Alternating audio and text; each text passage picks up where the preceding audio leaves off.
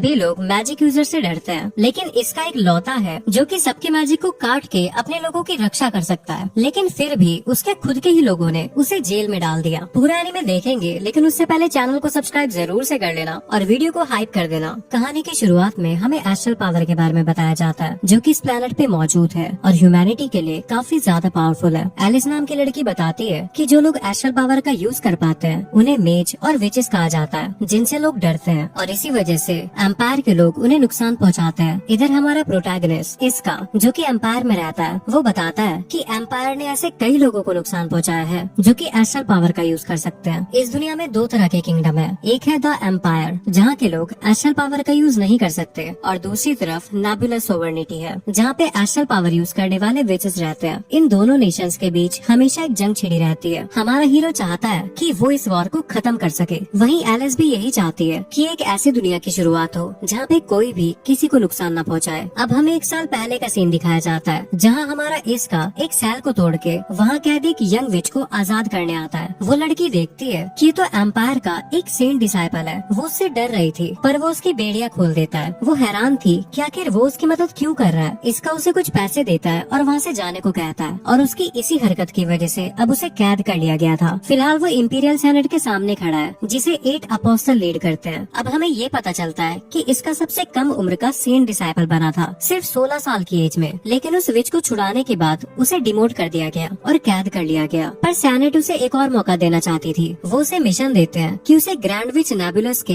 एक डिसेंडेंट को मारना है, जो कि आइस कैलेमिटी विच के नाम से जानी जाती है। वो एक प्योर ब्लड होने की वजह से काफी पावरफुल एस्ट्रल यूजर है। सेनेट इसका को मिशन के लिए आजाद कर देती है और उसके स्वॉर्ड्स भी वापस कर देती है। इसका कहता है कि उसे सबसे पहले अपनी टीम वापस चाहिए। दूसरी तरफ एक रेस्टोरेंट में जिन नाम का लड़का अपनी टीम मेंबर को बताता है कि इसका को जेल से रिलीज कर दिया गया है, उन्हें अपने अगले मिशन के लिए रेडी रहना होगा। बाद में जिन इसका से मिलता है, इसका उसका शुक्रिया अदा करता है कि इतने शॉर्ट नोटिस पे उसने सबको इकट्ठा किया, पर जिन कहता है कि उसे सबकी आदत है। अब थोड़ी ही देर में वहाँ पे कैप्टन मिस भी आ जाती है, जिसके बाद जिन्होंने मिशन के बारे में बताने लगता है। फिर इसका बताता है कि उसे सिर्फ मिशन के लिए आजाद किया गया है, लेकिन मिस को ऐसा लगता है कि 8 अपोस्टल्स ने उसे फंसाया है। इसका कंफ्यूज हो जाता है, तो मिस समझाती है कि आइस कैलेमिटी विच पहली बार नॉर्थन फ्रंट पे दिखी थी, जहाँ पे उसने अकेले ही उनका डिफेंस तोड़ दिया था। उसे हिस्ट्री की सबसे पावरफुल एस्ट्रल मेज माना जाता है, लेकिन जिन को लगता है कि उनके पास एडवांटेज है, क्योंकि दुश्मन के पास इसका के बारे में कोई इन्फॉर्मेशन नहीं है, क्योंकि वो सेंट डिसाइपल बनते ही जेल में चला गया था। अब वो लोग जल्दी ही एक बड़े रिएक्टर के पास पहुँच जाते हैं। मिस काफी हैरान थी कि वहाँ पे इतने कम लोग क्यों तैनात हैं। नैने बताती है कि रिएक्टर अभी कंप्लीट नहीं हुआ है, क्योंकि वहाँ पे काफी सारे एस्ट्रल मेजेस के अटैक हुए हैं और इसीलिए ज्यादातर लोग फ्रंट लाइन पे डिफेंड करने में बिजी हैं। जिन नोट करता है कि ये तो एक साइकिल बन गया है। एम्पायर नया रिएक्टर बनाती है और सोवर्निटी उसे डिस्ट्रॉय करने की कोशिश करती है, जिसकी वजह से उन्हें और भी हथियार बनाने पड़ते हैं। अब ये लोग आगे बढ़ने लगते हैं। फिर मिस सबको बताती है कि फ्रंट लाइन पे एक यूनिट मौजूद है, लेकिन वो किसी एस्ट्रल फोर्स से नहीं लड़ रहे हैं और जल्दी ही उनके आने की उम्मीद कर रहे हैं। अब अचानक से उनके ट्रक के ऊपर एस्ट्रल फोर्स अटैक कर देती है। मिस हैरान थी, क्योंकि अभी वो लोग एम्पायर के इलाके में ही है, लेकिन इसका उन्हें बताता है कि फ्रंट लाइन डिफेंस टूट चुका है। तभी जिन के ऊपर एक फायर बॉल से हमला होता है, लेकिन इसका अपने स्वॉर्ड से उसे काट देता है। ये देखकर उन पर अटैक करने वाले मेजेस हैरान हो जाते हैं। मिस उन्हें संभल के रहने को कहती है, लेकिन जिन नहीं चाहता था कि वो ऑर्डर्स दे, क्योंकि इससे पता लग जाएगा कि उनकी लीडर कौन है। वो उन पर एक बुलेट फायर करता है, लेकिन वो ब्लॉक हो जाती है। वो देखता है कि वो लोग विंड मेजेस हैं और कुछ और मेजेस भी सामने आ जाते हैं। जिन समझ जाता है कि वो उन्हें सेंस इसलिए नहीं कर पाए क्योंकि वो लोग जमीन के नीचे थे। इसका सोचता है कि उनके बीच कोई पावरफुल मेज जरूर होगा जो कि इस तरह के स्पेल यूज कर सकता है, लेकिन मिस कंफ्यूज थी कि ये दोनों ऐसी सिचुएशन में इतने शांत कैसे रह सकते हैं। पर जिन कहता है कि हमें इस चीज का पहले से ही अंदाजा था कि ऐसा कुछ हो सकता है। फिर जिन पूछता है कि क्या इसका इन सबको हरा सकता है, जिस पर वो कहता है कि ये पॉसिबल है, लेकिन उसे लड़े हुए काफी वक्त हो गया है, इसलिए कुछ कह नहीं सकते। इसके बाद वो नीनी को उसे बैकअप देने को कहता है और जिन बुलेट फायर करना शुरू कर देता है। एक मेज इसका पर फायर ब्लास्ट यूज करने की कोशिश करता है, लेकिन इसका डॉज करके उसे नॉकआउट कर देता है। दूसरी मेज हैरान थी कि इसका ब्लास्ट की रेंज से कैसे बच गया। वो अटैक करने की कोशिश करती है, लेकिन कुछ कर पाने से पहले ही हार जाती है। इधर जिन भी बाकी लोगों को हरा देता है। तभी रिन नाम की एक अर्थ मेज अपेयर होती है और एक गोलम को समन करती है, लेकिन वो हैरान हो जाती है कि उसके आने से पहले ही उसके लोग हार गए हैं, क्योंकि उसे नहीं लगा था कि ये लोग इतने पावरफुल हैं कि उसके मेजेस को हरा दे। अब गोलम उन पर अटैक करना शुरू कर देता है, लेकिन इसका आसानी से उसका हाथ काट देता है। वो सबको कहता है कि बाकी लोगों को सपोर्ट करने जाओ, यहाँ पे सब कुछ मैं संभाल लूंगा। अब गोलम रीजनरेट होता है और फिर से अटैक करता है। रिन अपने एस्ट्रल आर्ट से इसका पर शूट करती है, लेकिन वो शॉक हो जाती है कि इसका उसके सारे अटैक्स को ब्लॉक कर रहा है। वो सोच रही थी कि क्या ये एक सेंट डिसाइपल है जो कि इतना ज्यादा पावरफुल है। इसका उससे कहता है कि वो उसके सवाल का जवाब तभी देगा अगर वो ये बताएगी कि आइस कैलेमिटी विच कहाँ पे है, लेकिन रिन कुछ भी बताने से मना कर देती है। वो फिर से अटैक करने की कोशिश करती है, लेकिन इसका उसे गोलम से नीचे गिरा देता है और फिर से आइस कैलेमिटी विच के बारे में पूछता है, पर रिन उसे कुछ नहीं बताती और कहती है कि बताने से अच्छा तो मैं मरना पसंद करूंगी। तभी अचानक वो अपने आप को छुड़ा लेती है और एक नाइफ से अटैक करने की कोशिश करती है, लेकिन इसका इजीली उसे नीचे दबा देता है। तभी इसका को अपने आसपास किसी के होने का एहसास होता है जो कि काफी पावरफुल है, इसीलिए वो पीछे हट जाता है। तभी वो अचानक से आइस कैलेमिटी विच आ जाती है। वो तुरंत ही अपने आसपास सब कुछ फ्रीज कर देती है, जिससे इसका शॉक हो जाता है और हमें पता चलता है कि उसका नाम एलिस है। रिनो से इसका की स्वॉर्ड के बारे में वार्न करती है क्योंकि वो एस्ट्रल आर्ट को ब्लॉक कर सकती है और काट भी सकती है। एलिस रिन की तारीफ करती है कि उसने इसका को इतनी देर तक रोके रखा। इसका समझ जाता है कि उनका गोल रिएक्टर था, लेकिन अब बहुत देर हो चुकी थी क्योंकि एलिस उसे पहले ही फ्रीज करके उसके टुकड़े कर चुकी है। इसका समझ जाता है कि आइस कैलेमिटी विच वही है। एलिस उससे पूछती है कि वो कौन है, क्योंकि कोई ऐसा जो कि सेंट डिसाइपल ना हो वो रिन को कैसे हरा सकता है। लेकिन इसका कहता है कि वो आइस कैलेमिटी विच यानी उसे पकड़ने के लिए आया है। इस पर एलिस कहती है कि अच्छा मजाक है, अगर तुम नहीं चाहते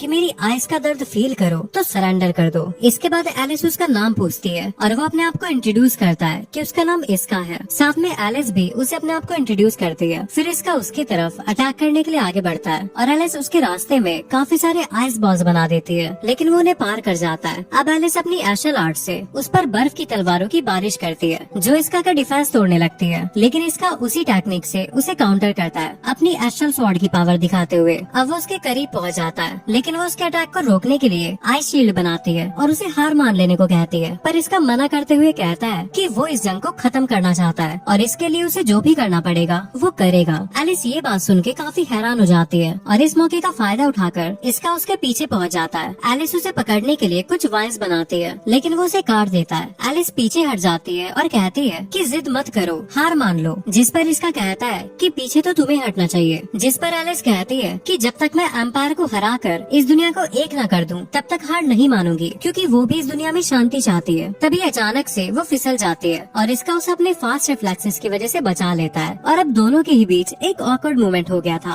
और अब इसका के दोस्त उसे ढूंढते हुए आवाज मार रहे थे। ये सुन के फिलहाल के लिए एलिस पीछे हटने का फैसला करती है और कहती है कि इस बार तो तुम बच गए, लेकिन अगली बार तुम इतने लकी नहीं होंगे। अब अगले दिन एलिस इसका के बारे में ही सोच रही थी और वो उसके ऊपर से अपना ध्यान हटा ही नहीं पा रही थी, इसीलिए वो अपना ध्यान भटकाने के लिए ओपेरा हाउस जाने का डिसाइड करती है और वहाँ पे वो लैला मजनू का प्ले देख के काफी ज्यादा इमोशनल हो जाती है। वो इतना ज्यादा रोती है कि उसका खुद का रुमाल पूरा का पूरा भीग चुका था, पर उसके पीछे बैठा एक आदमी उसे अपना रुमाल ऑफर करता है। अब ओपेरा खत्म होने के बाद वो उस आदमी का रुमाल गीला करने के लिए उससे माफी मांगती है और वापस करने ही वाली होती है, लेकिन जैसे ही लाइट ऑन होती है तो वो शॉक हो जाती है क्योंकि वो बंदा कोई और नहीं बल्कि इसका ही था। इसके बाद हम एक दिन पहले का सीन देखते हैं जहाँ पे मिस कैप्टन होने के नाते इसका को चेक करने के लिए आती है क्योंकि उसे लग रहा था कि इसका के साथ कुछ ठीक नहीं है। इसका उसे बताता है कि वो एलिस के साथ हुई उस बैटल के बारे में सोचना बंद ही नहीं कर पा रहा। मिस को लगता है कि शायद इससे उस पर इमोशनल इफेक्ट रह गया है। वो कहती है कि जब भी वो परेशान होती है तो बारबेक्यू खाने से उसे मदद मिलती है, लेकिन इसका को नहीं लग रहा था कि ये उसके लिए काम करेगा, इसीलिए मिस उसे अपने कमरे में ले आती है जहाँ इसका देखता है कि वहाँ पे मिस के कपड़े सूख रहे हैं। वो बोलता है कि शायद मुझे इन्हें नहीं देखना चाहिए। मिस थोड़ी एम्बैरस होती है और उन्हें छुपा देती है। फिर वो बोलती है कि मैं ये कहना चाहती हूँ, उस बैटल के बारे में सोचने से अच्छा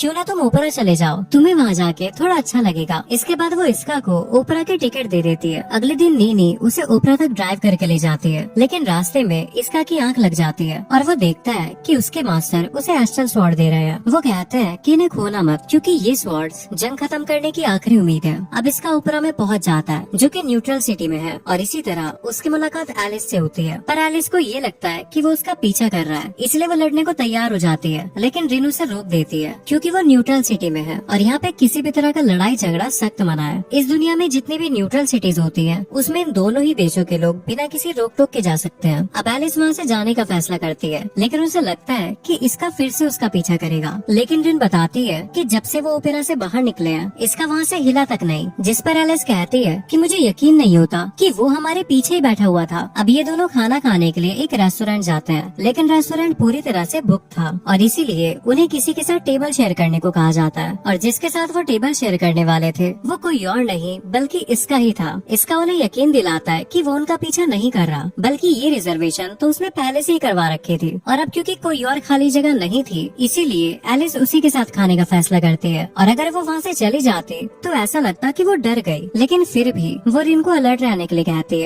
इसका और एलिस दोनों ऑर्डर डिसाइड करते हैं और आखिर में सेम चीज का ऑर्डर कर देते हैं। ये देख के वेट्रेस कहती है कि लगता है आप लोग एक दूसरे को काफी अच्छे से जानते हैं। ये सुन के दोनों को गुस्सा आता है। वो कहते हैं नहीं। अब ये दोनों खाना खाना शुरू करते हैं और एलिस उससे पूछती है कि क्या उसे पास्ता पसंद है, जिस पर इसका कहता है कि क्या तुम मजाक कर रही हो, ये मेरा फेवरेट है और क्रीमी सॉस के साथ तो और भी ज्यादा अच्छा लगता है। ये सुन के एलिस समझ जाती है कि उसे पास्ता सच में काफी पसंद है। अब वो दोनों दोस्तों की तरह बात करने लगते हैं, जिसे देख के रिन एलिस से कहती है लेडी एलिस खाना खाने पे ध्यान दीजिए। अब रात को रिन एलिस से कहती है कि इसका के साथ जो कुछ भी हुआ वो किसी को न बताए, क्योंकि आमतौर पे वो क्वीन को ये सब बातें बता सकती थी, लेकिन वो चाहती थी कि एलिस इसका के ऊपर ज्यादा ध्यान न दे क्योंकि वो उनका दुश्मन है। फिलहाल एलिस के पास इसका का रुमाल भी था, जिसे देख के रिन उसे फेंकने के लिए कहती है क्योंकि वो दुश्मन का है। दूसरी तरफ इसका सपना देखता है कि वह ट्रेन में सफर कर रहा है और अभी अचानक से उस ट्रेन के ऊपर मॉन्स्टर्स ने हमला कर दिया है, जिनसे इसका बाहर आके लड़ने लगता है। इतने में एक झुंड उसके ऊपर अटैक कर देता है, लेकिन वहाँ पे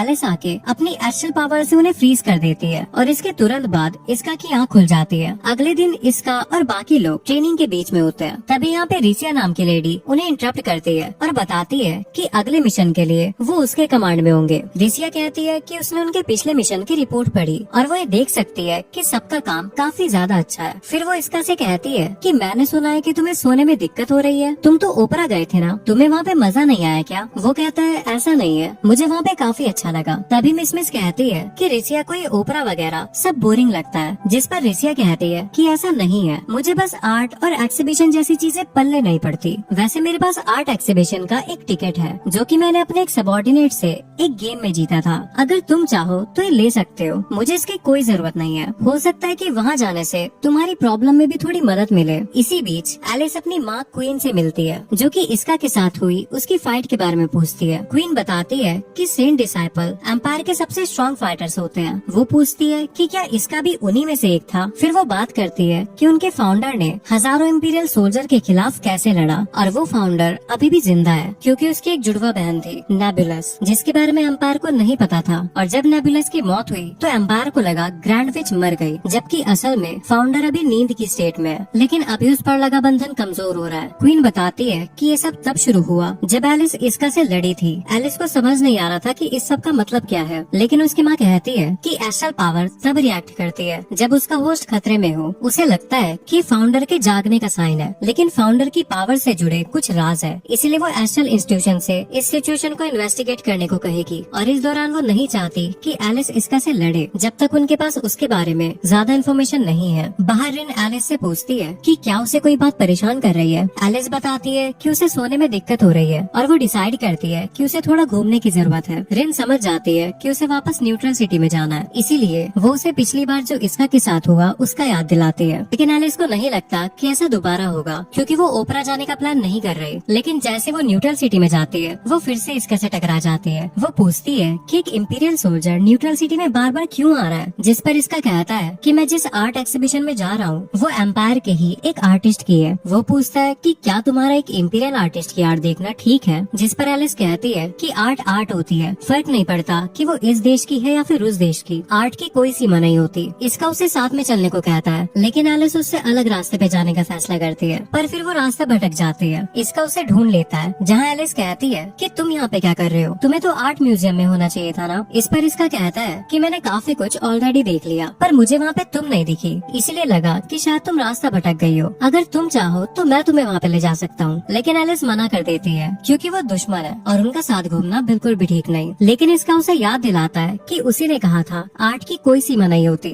ये सुन के एलिस मान जाती है। ये दोनों साथ में एक पेंटिंग देखने लगते हैं। एलिस पूछती है कि उसे आर्टिस्ट क्यों पसंद है, जिस पर इसका बोलता है क्योंकि वो उनके काम में उनकी पर्सनालिटी देख सकता है। अब दोनों साथ में काफी एंजॉय करते हैं। एक्सिबिशन के बाद एलिस उसे रास्ता दिखाने के लिए थैंक यू के तौर पे ड्रिंक खरीद के देती है। इसके बाद वो दोनों ड्रिंक पीते हैं और मूवमेंट ही मूवमेंट में इसका एलिस के कंधे पे सो जाता है। ये देख के एलिस एलिस कहती है कि तुम जानते हो ना कि हम दोनों दुश्मन हैं। अगर मैं चाहूँ तो इसी वक्त तुम्हें आसानी से खत्म कर सकती हूँ। अब हमारा सीन शिफ्ट होता है और इसका को इंपीरियल सेनेट में बुलाया जाता है, जहाँ वो आइस कैलेमिटी विच को रोकने के लिए उसकी तारीफ करते हैं। पर इसका कहता है कि मैं तो रिएक्टर को प्रोटेक्ट करने में फेल हो गया, लेकिन वो कहते हैं कि रिएक्टर को बचाना तुम्हारा मिशन नहीं था, बल्कि कोई ऐसा जो कि आइस कैलेमिटी विच से लड़ सके, ऐसा पर्सन होना ज्यादा इम्पोर्टेंट है। वो बताते हैं कि उसकी काबिलियत को देखते हुए उन्होंने उसे वापस से सेंट डिसाइपल बनाने का सोचा है। इसके बाद वो कहते हैं कि हम जानते हैं कि तुम जंग को खत्म करना चाहते हो और सेंट डिसाइपल बनके तुम एम्पायर से मिल पाओगे, जिसके बाद तुम उनके सामने इस चीज का प्रस्ताव रख सकते हो। लेकिन क्योंकि एम्पायर में तुम्हें अभी भी एक क्रिमिनल माना जाता है, इसलिए तुम्हें विच को पकड़ के सबका भरोसा जीतना होगा। अब इसका वापस से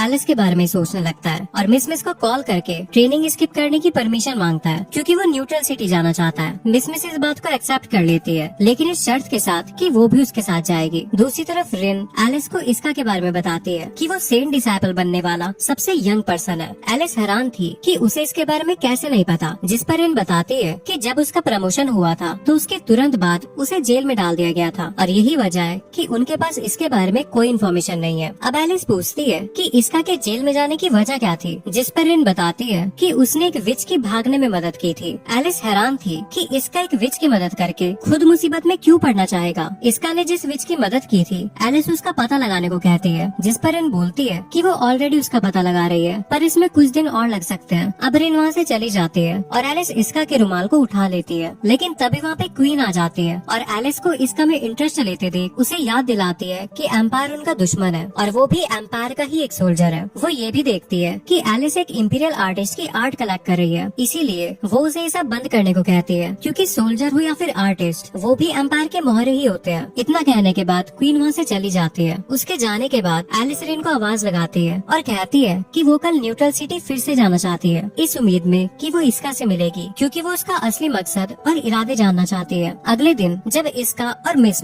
न्यूट्रल सिटी जा रहे थे तो मिस पूछती है कि वो किससे मिलने जा रहा है, जिस पर वो कहता है कि फिलहाल तो ऐसा कुछ प्लान नहीं है कि जिससे वो मिलने जा रहा है वो इंसान वहाँ पे मिलेगा भी या फिर नहीं, लेकिन उम्मीद है कि उसकी मुलाकात उस लड़की से फिर से होगी। अब ये लोग शहर पहुँच जाते हैं और इसका की मुलाकात वापस एलिस से हो जाती है। एलिस कहती है लगता है हमारे बीच जरूर कोई कनेक्शन है, इसी वजह से हमारे रास्ते बार बार मिल जाते हैं। वैसे तुम्हारे साथ ये लड़की कौन है, जिस पर इसका बताता है कि वो उसकी कैप्टन मिस है। मिस भी इसका से उसके बारे में पूछती है, जिस पर एलिस खुद अपने आप को इंट्रोड्यूस करती है कि मेरा नाम एलिस लू नेबुलस द 9th है। मिस ये सुन के हैरान हो जाती है कि वो नेबुलस सोवर्निटी की प्रिंसेस है। इसके बाद ये लोग शहर के बाहर आ जाते हैं, जहाँ एलिस पूछती है कि इसका ने उस विच को क्यों आजाद किया था जिसके लिए उसे जेल हुई थी। इस पर वो बताता है कि वो सिर्फ एक छोटी लड़की थी और उसके बावजूद भी एम्पायर ने उसे कैद कर रखा था, जो बात उसे बिल्कुल भी अच्छी नहीं लगी। और उसने ये जानते हुए कि उसके साथ क्या होगा उस विच को भागने में मदद की। एलिस को उसकी बात हजम नहीं होती, क्योंकि अगर वो वाकई एक अच्छा इंसान है तो वो उसे क्यों पकड़ना चाहता है। जिस पर इसका कहता है कि मेरा गोल हमेशा से शांति रहा है, लेकिन एम्पायर और सोवर्निटी आपस में समझौता नहीं करेगी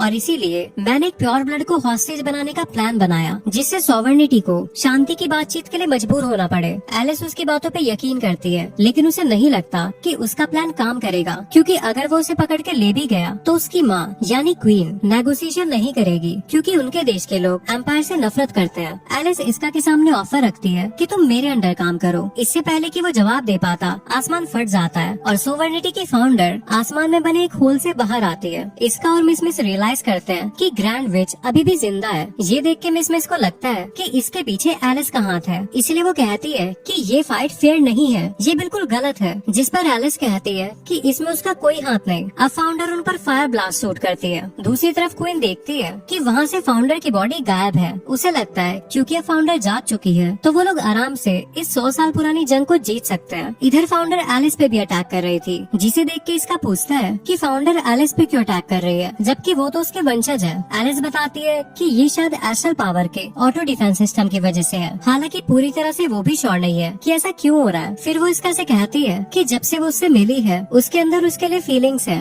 जिसके बारे में आज वो उससे बात करना चाहती थी, लेकिन अब वो बहुत गुस्सा है क्योंकि फाउंडर की वजह से ये सब खराब हो गया। एलिस अब फाउंडर को इसका के साथ रोकने का डिसाइड करती है, जिस पर फाउंडर कहती है क्या तुम एम्पायर से मिल चुकी हो, अगर ऐसा है तो मुझे तुम्हें रास्ते से हटाने में खुशी होगी। इसके बाद वो एलिस पे अटैक कर देती है, लेकिन रिन गोलम सा बन करके उसे प्रोटेक्ट करती है और खुद घायल हो जाती है। एलिस उसके पास जाती है और पूछती है, रिन क्या तुम ठीक हो, अपनी आंखें खोलो। इसका उसे शांत करता है और कहता है कि वो अपनी आइस का इस्तेमाल करके रिन की बॉडी को कूल करे। फिर वो मिस से रिन को हॉस्पिटल ले जाने को कहता है और एरिया के सभी लोगों को इवैक्यूएट करने को भी कहता है। अब इसका अपनी स्वॉर्ड निकालता है और उन्हें देख के फाउंडर कहती है कि कहीं यही स्वॉर्ड तो उसके जागने की वजह नहीं है। फाउंडर ये भी मेंशन करती है कि ये स्वॉर्ड क्रॉसवेल की है। ये सुन के इसका हैरान हो जाता है और पूछता है कि वो उसके मास्टर को कैसे जानती है। इससे फाउंडर समझ जाती है कि वो क्रॉसवेल का डिसाइपल है और कहती है कि फर्क नहीं पड़ता, तुम चाहे जो भी हो, तुम मुझे नहीं रोक पाओगे। फाउंडर एक बार फिर से उन पे अटैक करना शुरू कर देती है, लेकिन इसका और एलिस उसके अटैक्स को इजीली रोक लेते हैं। एलिस ये भी कहती है कि तुम अब सोवर्निटी की हीरो नहीं रही क्योंकि तुमने बिना सोचे समझे एक फेलो एस्ट्रल मेज यानी रिन को चोट पहुंचाई है। इस पर फाउंडर कहती है कि सिर्फ हीरो बनकर दुनिया को नहीं बचाया जाता, इसलिए मैं ऐसी विच बनूंगी जो एम्पायर को डिस्ट्रॉय कर देगी। इसका और एलिस उससे साथ में कहते हैं, हो सकता है कि तुम पास्ट में सभी एस्ट्रल मेजेस की उम्मीद रही हो, लेकिन तुम्हारी ये हरकतें देख के ऐसा नहीं लगता कि दुनिया को अब तुम्हारी जरूरत भी है। इसके बाद दोनों उसकी तरफ बढ़ते हैं और इसी दौरान अपनी पावर बढ़ाने के लिए फाउंडर अपनी पीठ पे विंग्स ग्रो कर लेती है और फायर ब्लास्ट से अटैक करती है। और सिर्फ इतना ही नहीं, वो आइस और अर्थ मैजिक भी यूज कर रही थी। फिर वो एक शेर क्रिएट करती है जो उन पर अटैक करने बढ़ता है, लेकिन एलिस उसे फ्रीज कर देती है। इसके बाद फाउंडर विंड अटैक यूज करती है जिसके सामने वो लोग नहीं टिक पाते, लेकिन इसका अपनी स्वॉर्ड्स की मदद से खुद को और एलिस को पकड़ लेता है। एलिस उससे कहती है कि उसे छोड़ दे क्योंकि उसका हाथ जख्मी हो रखा है, लेकिन वो बस मुस्कुराता है और कहता है कि हम न्यूट्रल सिटी में हैं और हमारा गोल भी सेम है, इसीलिए फाउंडर को हराने के लिए हमें साथ में काम करना चाहिए। एलिस इसके बाद फाउंडर पर आइस एरो शूट करना शुरू करती है, लेकिन वो उन्हें ब्लॉक कर लेती है और एलिस को उड़ा देती है। इसी दौरान इसका फाउंडर के करीब जाने की कोशिश करता है। ये देख के वो उसे रोकने के लिए फायर बॉल शूट करने लगती है जिन्हें वो एक एक करके काट देता है। एलिस उससे कहती है कि वो सीधा आगे बढ़ता रहे। इतना कह के वो आइस की सीढ़ियाँ बना देती है जिसके सहारे वो फाउंडर तक तेजी से बढ़ने लगता है। ये देख के फाउंडर उस पर फायर एरो शूट करती है, लेकिन एलिस अपनी आइस शील्ड से उसे ब्लॉक कर देती है और इसका फाइनली फाउंडर तक पहुंच जाता है और उसके विंग्स उसकी बॉडी से अलग कर देता है, जिसके बाद फाउंडर फिर से गहरी नींद में चली गई थी। ये सब खत्म होने के बाद इसका एलिस के ऑफर को रिजेक्ट करते हुए कहता है कि वो उसके लिए काम करने का ऑफर एक्सेप्ट नहीं कर सकता और इसका मतलब ये है कि वो लोग अभी भी दुश्मन है, पर क्योंकि फाउंडर से फाइट करने के बाद वो दोनों ही थक चुके हैं, इसलिए वो डिसाइड करते हैं कि वो सिर्फ आज के लिए दुश्मन नहीं है, लेकिन कल से वो लोग फिर से दुश्मन होंगे। इसके लिए एलिस मान जाती है। इसके बाद सीन रिसिया पे शिफ्ट होता है जहाँ वो मिस को बताती है कि उनके अगले मिशन के लिए जॉइंट ट्रेनिंग जल्दी ही शुरू होगी, इसीलिए उन्हें बचे हुए टाइम को एंजॉय करना चाहिए। इसीलिए मिस और बाकी लोग एक कैसीनो में आ जाते हैं। यहाँ मिस को चिंता हो रही थी कि क्या आने वाला मिशन खतरनाक होगा।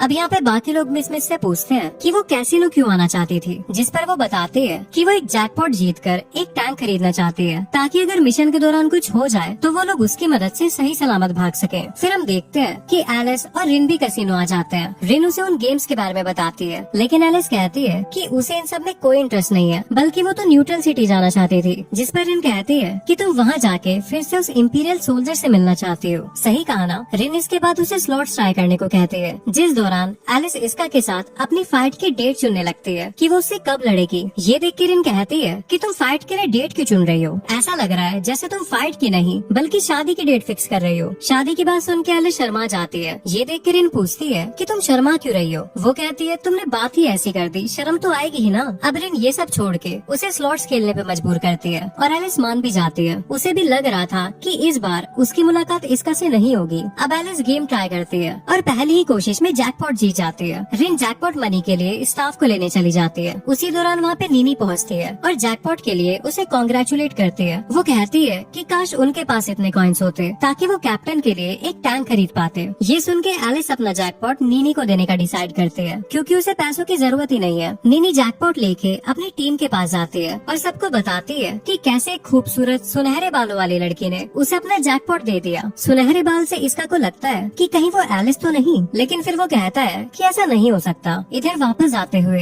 एलिस को फॉर्चून टेलिंग की दुकान मिलती है जहाँ वो पूछती है कि मैं किसी को ढूंढ रही हूँ, वो एक लड़का है और मैं जानना चाहती हूँ कि मेरी मुलाकात उससे कब और कहाँ होगी। फॉर्चून टेलर उसे बताती है कि जिसे वो ढूंढ रही है वो करीबी है और उनके बीच एक ऐसा कनेक्शन है जिसे कोई नहीं तोड़ सकता। उसके जाने के बाद इसका की नजर भी उसी दुकान पे पड़ती है। वो भी फॉर्चून टेलर के पास जाके पूछता है कि वो एक लड़की के बारे में जानना चाहता है कि उसकी मुलाकात उससे कब होगी। फॉर्चून टेलर उसे भी सेम बात बताती है कि जिसे तुम खोज रहे हो वो तुम्हारे करीबी है। अब सीन शिफ्ट होता है और रिसिया को इंपीरियल सेनेट बुलाया जाता है जहाँ पर वो चाहते हैं कि रिसिया मिस के दोस्त होने का फायदा उठा खाते हुए उसकी टीम को वॉर्टेक्स पे रीइंफोर्समेंट के तौर पे भेजे। अब उनके कहने पे रिसिया मिस और बाकी लोगों को कॉल करती है कि जिस भी मिशन पे वो जाने वाले थे उसे भूल जाएं, क्योंकि अब वो उन्हें एक नए मिशन पे भेज रही है। वो बताती है कि एम्पायर और नेबुला सोवर्निटी के बीच जंग इसीलिए शुरू हुई थी क्योंकि एस्ट्रल एनर्जी के बहाव ने वॉर्टेक्स बना दिया था, लेकिन अब एक और वॉर्टेक्स बनने वाला है। अगर सोवर्निटी ने इस पर कंट्रोल हासिल कर लिया तो एम्पायर के लिए एक बहुत बड़ी प्रॉब्लम खड़ी हो जाएगी। इसीलिए एक तरह से तुम लोगों को वहाँ पे सोवर्निटी को रोकने के लिए भेजा जा रहा है। इधर रिन भी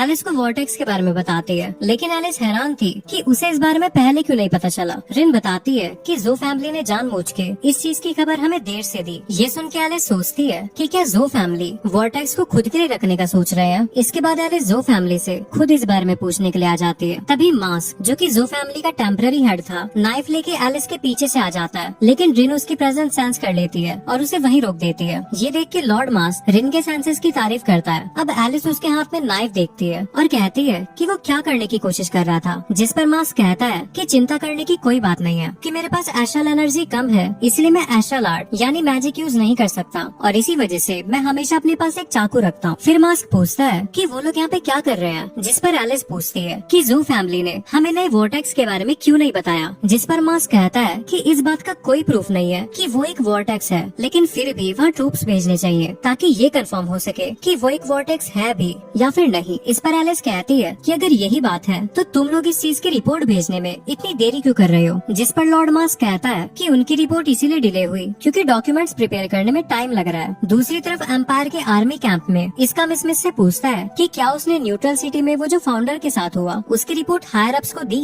जिस पर मिस कहती है कि हायर अप्स गुस्सा थे क्योंकि उन्होंने प्रूफ के लिए फाउंडर की फुटेज रिकॉर्ड नहीं की। वो कहती है कि चिंता की कोई बात नहीं है, वो ऐसी छोटी मोटी मुसीबतों में तो पड़ती ही रहती है। फिर मिस यहाँ पर अपनी एक पुरानी दोस्त नोरो को देखती है और सबसे इंट्रोड्यूस करवाती है। तभी नेमलेस नाम का एक सेंट डिसाइपल, जो कि इनका कमांडर था, वो सबको इकट्ठा करता है और बताता है कि उनका मिशन सोवर्निटी से पहले वॉर्टेक्स को सीज करना है और अगर सीज करने में फेल हो गए तो उसे डिस्ट्रॉय करना है। फिर वो कहता है कि मेरा सिर्फ एक ही गोल होगा, एस्ट्रल पावर फोर्सेस को डिस्ट्रॉय करना, और मैं चाहता हूँ कि इस बीच कोई मेरे रास्ते में न आए। इसके बाद सभी ट्रूप्स वॉर्टेक्स को ढूंढने लगते हैं। जब इसका और बाकी लोग वॉर्टेक्स ढूंढ रहे होते हैं, मिस को नोरो कांटेक्ट करती है और बताती है कि एक यूनिट गायब हो गई है और उन्हें ढूंढने गई 2 और यूनिट से भी संपर्क टूट गया है। मिस सोचती है कि क्या ये उसी विच का काम है, लेकिन नोरो को लगता है कि अगर ऐसा होता तो इस बात का कोई सबूत तो जरूर मिलता। अब मिस बेस वापस जाने का डिसाइड करती है क्योंकि उसे लगता है कि उसके लिए कमांडर नेमलेस की तरफ से कुछ नए ऑर्डर्स आए होंगे। लेकिन वहाँ पहुँचने पर नेमलेस उनसे वॉर्टेक्स ढूंढना कंटिन्यू करने को कहता है और ये भी कहता है कि 32 में से सिर्फ 3 यूनिट मिसिंग है और सिर्फ उन्हें ढूंढने के लिए रेस्क्यू टीम बनाने की कोई जरूरत नहीं है। लेकिन मिस और बाकी लोग उसके ऑर्डर से सहमत नहीं थे, इसलिए इसका नेमलेस को कन्फ्रंट करने का डिसाइड करता है क्योंकि इसका के जेल जाने से पहले वो लोग साथ में काम कर चुके थे। लेकिन जब इसका उससे बात करने की कोशिश करता है तो नेमलेस कहता है कि मुझे तुम्हारा नाम नहीं पता, पर ऐसा लग रहा है कि मैंने तुम्हें कहीं देखा है। फिर उसे याद आ जाता है कि ये वही सेंट डिसाइपल है जो कि विच को आजाद करने की वजह से जेल चला गया था। फिर इसका अपनी बात रखने की कोशिश करता है, लेकिन नेमलेस उसे रोक देता है और कहता है कि मुझसे बात करने के लिए तुम्हारे पास एक अच्छी रैंक होनी चाहिए सोल्जर। तभी वहाँ पे मिस आ जाती है और इसका से कहती है कि टीम की कैप्टन होने के नाते वो उसकी तरफ से बात करेगी। अब मिस उनके सामने अपनी सारी बातें रख देती है। हमारा सीन शिफ्ट होता है, इसका नैने और जिन को बताता है कि उसने नेमलेस से बात करने की कोशिश करी, लेकिन उसने उसका कोई भी जवाब नहीं दिया। इससे उन्हें लगता है कि शायद कोई सीक्रेट ऑपरेशन चल रहा है जिसके बारे में उन्हें नहीं पता।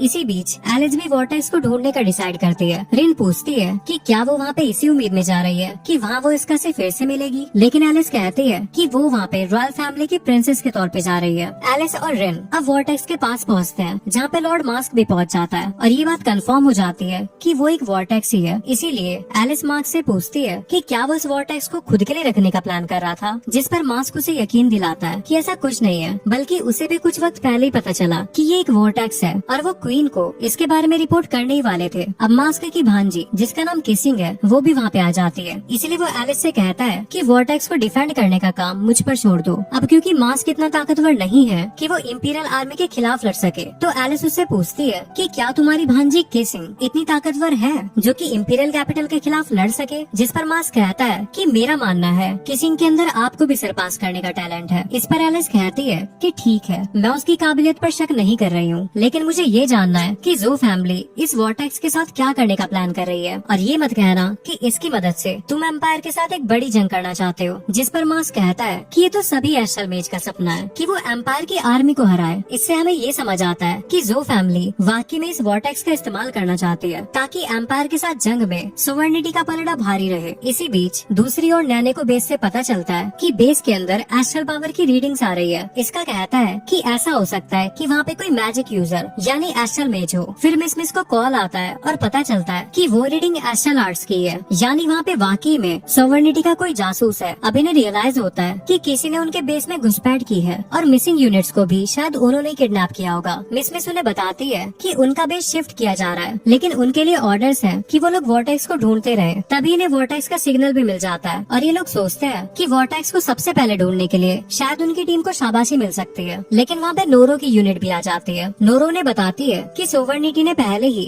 वहाँ इंपीरियल सोल्जर्स को पकड़ने के लिए जाल बिछा रखा है और मैं बता दूं कि मेरी टीम का काम है वहाँ जाने वाली हर एक टीम को पकड़ना। इतना कहकर नोरो मिस को हॉस्टेज बना लेती है और रिवील करती है कि वो और उसकी टीम सभी लोग विचेस हैं। मिस को लगता है कि वो असली नोरो नहीं है, लेकिन नोरो से बिजली का झटका देती है और कहती है कि मैं हमेशा से ही एक विच थी और यही मेरी सच्चाई है, यानी कि वो एक जासूस है। तभी यहाँ पे नेमलेस आ जाता है और वो एक एक करके नोरो के सभी साथियों को हरा देता है, लेकिन उनमें से एक नोरो के बच के भागने में मदद करने के लिए फायर ब्लास्ट शूट करता है। इसी दौरान नोरो जीप की तरफ भागती है और उसे रोकने के लिए नेमलेस उस पर अपना नाइफ फेंकने वाला होता है, लेकिन इसका उसे रोक देता है, जिससे नोरो भाग जाती है। इसका नेमलेस से कहता है कि उसका नाइफ मिस को लग सकता था। इस पर नेमलेस कहता है कि क्या तुम वापस जेल जाना चाहते हो, क्योंकि तुमने अभी अभी अपने कमांडर के खिलाफ जाने की कोशिश की है, जिसकी वजह से एक जासूस भाग निकला। लेकिन जिन बीच में कहता है कि अभी ये सब की जरूरत नहीं है, उन्हें पता है कि नोरो कहाँ गई है। इस पर नेमलेस कहता है कि उनका मिशन अभी चेंज नहीं हुआ है। अगर वॉर्टेक्स सोवर्निटी के हाथ लग गया तो उन्हें उसे डिस्ट्रॉय करना होगा। दूसरी तरफ मास्क मेंशन करता है कि वॉर्टेक्स कितना छोटा है। एलिस उसे बताती है कि इस वॉर्टेक्स से सिर्फ कुछ ही मेजेस को फायदा होगा। फिर मास्क को नोरो के बारे में पता चलता है और वो उससे मिलते हैं, जहाँ मास्क नोरो को इंपीरियल सोल्जर को पकड़ने के लिए शाबाशी देता है। अब क्योंकि मिस भी एलिस को न्यूट्रल सिटी में मिल चुकी थी, इसलिए एलिस को देखते साथ उसके मुंह से निकल जाता है कि वो एलिस को पहले से जानती है। लेकिन रिन सिचुएशन को संभालते हुए उसे बेहोश कर देती है और नोरो से कहती है कि तुम्हें पता होना चाहिए किसी भी दुश्मन को बेस के अंदर लाना कितना खतरनाक हो सकता है। इस पर नोरो उससे माफी मांगती है। अब एलिस को रियलाइज होता है कि ये इसका से लड़ने का अच्छा मौका है और वो नोरो से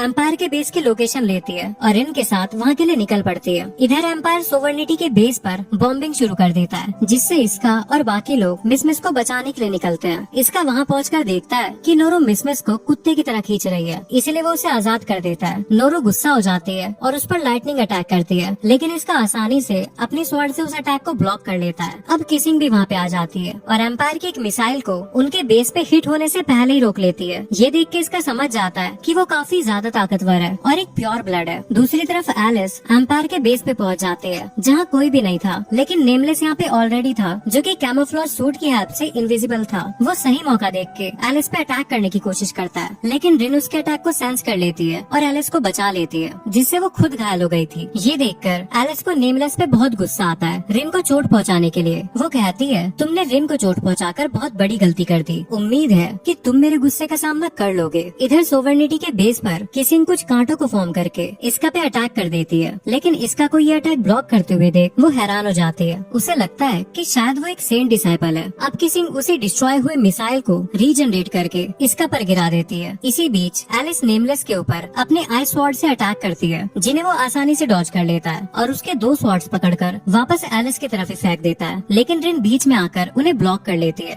एलिस रियलाइज करती है कि नेमलेस काफी ताकतवर है और कहती है कि अब अपनी असली पावर दिखाने का वक्त आ गया है। इसके बाद वो ग्रेट आइस कैलेमिटी का यूज करती है, जिससे उसके आसपास सब कुछ फ्रीज हो जाता है, लेकिन नेमलेस किसी तरह बच निकलता है। अब एलिस अपने कैंप पर वापस जाने का डिसाइड करती है, लेकिन तभी वो वॉर्टेक्स के पास एक धमाका देखती है। इधर किसिंग को लगता है कि उसने इसका को खत्म कर दिया, लेकिन इसका बिना किसी खरोच के बाहर निकलता है और किसिंग को रियलाइज होता है कि उसकी ब्लैक स्वॉर्ड्स एस्ट्रल आर्ट्स को काटती है, जबकि उसकी व्हाइट स्वॉर्ड एस्ट्रल आर्ट को वापस से रिक्रिएट करती है। किसिंग उससे पूछती है कि उसने इस तरह से फाइट करना किससे सीखा और उसकी काबिलियत की तारीफ करती है, पर वो ये भी कहती है कि भले ही तुम कितने भी ताकतवर हो, लेकिन ऐसा जरूरी नहीं कि जीत तुम्हारी होगी। किसिंग उस पर फिर से अटैक करती है, जिसे इसका डॉज कर लेता है और स्वॉर्ड के हैंडल से उसे नॉक कर देता है। इसका और मिस डिसाइड करते हैं कि वो किसिंग को अपने साथ बेस पे ले चलेंगे, लेकिन तभी अचानक से मास्क उनके पीछे आके इसका को स्टॉप कर देता है। इसका उससे पूछता है कि वो कौन है, पर मास्क बोलता है कि तुम्हें मेरी नहीं बल्कि अपनी कैप्टन की फिक्र होनी चाहिए। और इतना कहते साथ मास्क मिस को वॉर्टेक्स में ढकेल देता है और किसिंग को लेके वहाँ से भाग जाता है। इसका उसे बचाने के लिए अंदर कूद जाता है, लेकिन वो देखता है कि एलिस भी उसके पीछे पीछे वॉर्टेक्स में कूद गई है। यहाँ एलिस उसे बचाने का ऑफर देती है, इस शर्त पर कि बाद में वो उससे लड़ेगा। इसका उसकी शर्त एक्सेप्ट कर लेता है और उसका हाथ पकड़ता है। अब जैसे ही एलिस उन्हें बाहर निकालने की कोशिश करती है, एस्ट्रल एनर्जी अचानक से बढ़ जाती है, जिससे वॉर्टेक्स एक्सप्लोड हो जाता है और वो लोग अलग अलग लोकेशंस पे बाहर निकल जाते हैं, जहाँ जिन और नीनी आकर इसका से पूछती है कि क्या वो लोग ठीक हैं। इस पर इसका कहता है कि वो लोग वॉर्टेक्स में गिर गए थे, पर जैसे तैसे वो लोग बच गए। साथ ही इसका मन ही मन एलिस को उसकी और मिस की जान बचाने के लिए थैंक्स कहता है। अब काफी दिन बीत जाते हैं। रिन देखती है कि एलिस इसका के बारे में सोचना बंद ही नहीं कर पा रही, इसीलिए रिन कहती है कि वो एलिस के साथ उसकी फाइट सेटअप करने में मदद करने को तैयार है, ताकि वो इसका के बारे में सोचना बंद कर सके। फिर वो कहती है कि उन्हें न्यूट्रल सिटी जाते रहना चाहिए, क्योंकि वो लोग वहाँ पे 3 बार मिल चुके हैं। दूसरी तरफ मिस अपनी टीम मेंबर से माफी मांगती है, क्योंकि अगर वो नोरो से किडनैप न हुई होती तो उन्हें भी इस मुसीबत में ना पड़ना पड़ता और इसका को भी अपनी जान खतरे में नहीं डालनी पड़ती। लेकिन इसका कहता है कि चिंता करने की कोई जरूरत नहीं है, क्योंकि वो ठीक है और बाकी सब भी सलामत है। तभी वहाँ पे रिसिया आती है और बताती है कि उनका अगला मिशन सोवर्निटी में घुसपैठ करके क्वीन नेबुलस को कैप्चर करना है। उन्हें लगता है कि वो मजाक कर रही है, क्योंकि ये मिशन इम्पॉसिबल है। वो लोग जानना चाहते थे कि क्या उसके पास कोई प्लान है, क्योंकि सबसे पहले तो सोवर्निटी में घुसना ही मुश्किल है, क्योंकि सभी मेजेस के पास एक एस्ट्रल क्रैश होता है और इसी वजह से बिना क्रैश वाला बंदा अंदर नहीं जा सकता। लेकिन रिसिया बताती है कि अंदर जाने का एक और तरीका है और वो उन्हें तब बताएगी जब उनकी तैयारी पूरी हो जाएगी। दूसरी तरफ न्यूट्रल सिटी में हमें पता चलता है कि एलिस 3 दिन से इसका को ढूंढ रही है, लेकिन रिन को लगता है कि इसका जरूर वॉर्टेक्स के धमाके में खत्म हो गया होगा। पर एलिस कहती है कि मुझे यकीन है वो सही सलामत है। इसके बाद वो रिन से इसका को दूसरी तरफ ढूंढने के लिए कहकर चली जाती है। फिलहाल रिन सोच रही थी कि एलिस अगले क्वीन बनने की लाइन में है, लेकिन रॉयल ब्लड से दूसरे लोग भी आते हैं जो कि थ्रोन पाने का मौका ढूंढ रहे हैं, और इसीलिए एलिस को इसका को ढूंढने के बजाय अपने लिए सपोर्ट इकट्ठा करने में ज्यादा टाइम लगाना चाहिए, ताकि वक्त आने पर वो क्वीन बन सके। दूसरी तरफ इसका और बाकी लोग भी सोच रहे हैं कि रिसिया उन्हें सोवर्निटी में कैसे ले जाने का प्लान कर रही है, क्योंकि वहाँ पे जाना तो न्यूट्रल सिटी वालों के लिए भी काफी मुश्किल है, तो इम्पीरियल सोल्जर के लिए तो ये इम्पॉसिबल सा ही है। तभी मिस कहती है कि उसके कंधे में अजीब सी बेचैनी हो रही है। इस पर नीनी उसे अपनी जैकेट उतारने को कहती है, ताकि वो उसे ट्रीट कर सके। लेकिन जैसे वो अपनी जैकेट उतारती है तो वो लोग शॉक हो जाते हैं, क्योंकि उसके कंधे पर एक एस्ट्रल क्रैश बन गया था। इसका उसे शांत कराता है और पूछता है कि क्या तुम्हें पता है कि ये क्रैश तुम्हें कैसे मिला। लेकिन मिस को इस बारे में कोई आइडिया नहीं था, लेकिन जिनको लग रहा था कि ये शायद उसे वॉर्टेक्स में गिरने से मिला होगा, वो बताता है कि वॉर्टेक्स का धमाका शायद एक एस्ट्रल स्पिरिट की वजह से हुआ होगा, और उसी दौरान मिस को उस स्पिरिट ने पोजेस कर लिया होगा। मिस को विश्वास नहीं होता कि अब वो एक विच बन गई है, लेकिन जिन कहता है कि अगर तुम कंफर्म करना चाहती हो कि ये वाकई में एक असली क्रैश है या फिर नहीं, तो इसके लिए तुम्हें रिसर्च इंस्टीट्यूट को दिखाना चाहिए। लेकिन नीनी मेंशन करती है कि अगर इस बारे में उन्हें पता लगा तो वो इसे मार डालेंगे। जिन कहता है कि अगर मिस खुद को सरेंडर कर दे तो उसे सिर्फ कैद किया जाएगा। इसका मिस से कहता है कि हमें इससे फर्क नहीं पड़ता, तुम अभी भी हमारी कैप्टन हो। अब इसका उसे 2 रास्ते बताता है कि या तो वो सरेंडर कर दे, जिसके बाद वो उसकी सजा को कम कराने में मदद करेंगे, या फिर क्रैश के बारे में किसी को बताए ही ना, इसे छुपा के रखे, और इसमें भी वो लोग हमेशा उसकी हेल्प करेंगे। लेकिन मिस को इस बात की फिक्र थी कि अगर वो पकड़ी गई तो बाकी लोग भी मुसीबत में पड़ जाएंगे। लेकिन वो लोग कहते हैं कि वो चिंता ना करे, क्योंकि वो लोग एक टीम है और वो उसके डिसीजंस को फॉलो करेंगे। ये सुन के मिस रोने लगती है और कहती है कि वो अभी भी उनकी कैप्टन रहना चाहती है, और खासकर तब जब वो लोग इतने वक्त बाद वापस से टीम बने हैं। जिस पर इसका कहता है कि अगर तुम यही चाहती हो तो यही सही, हम इसमें तुम्हारा साथ देंगे। इधर हम एलिस को देखते हैं, जिसका तीसरा दिन भी इसका को ढूंढने में निकल गया, लेकिन उसे इसका नहीं मिला, क्योंकि वो वहाँ पे आया ही नहीं था। लेकिन एलिस फिर भी जिद पर अड़ी हुई थी कि वो न्यूट्रल सिटी तब तक जाएगी जब तक उसे इसका मिल नहीं जाता। इधर इसका, नीनी और जिन मिलते हैं और मिस के क्रश को छुपाने का तरीका ढूंढने की बात करते हैं, क्योंकि एक सेंट डिसाइपल इतना काबिल तो होता है कि वो बड़ी आसानी से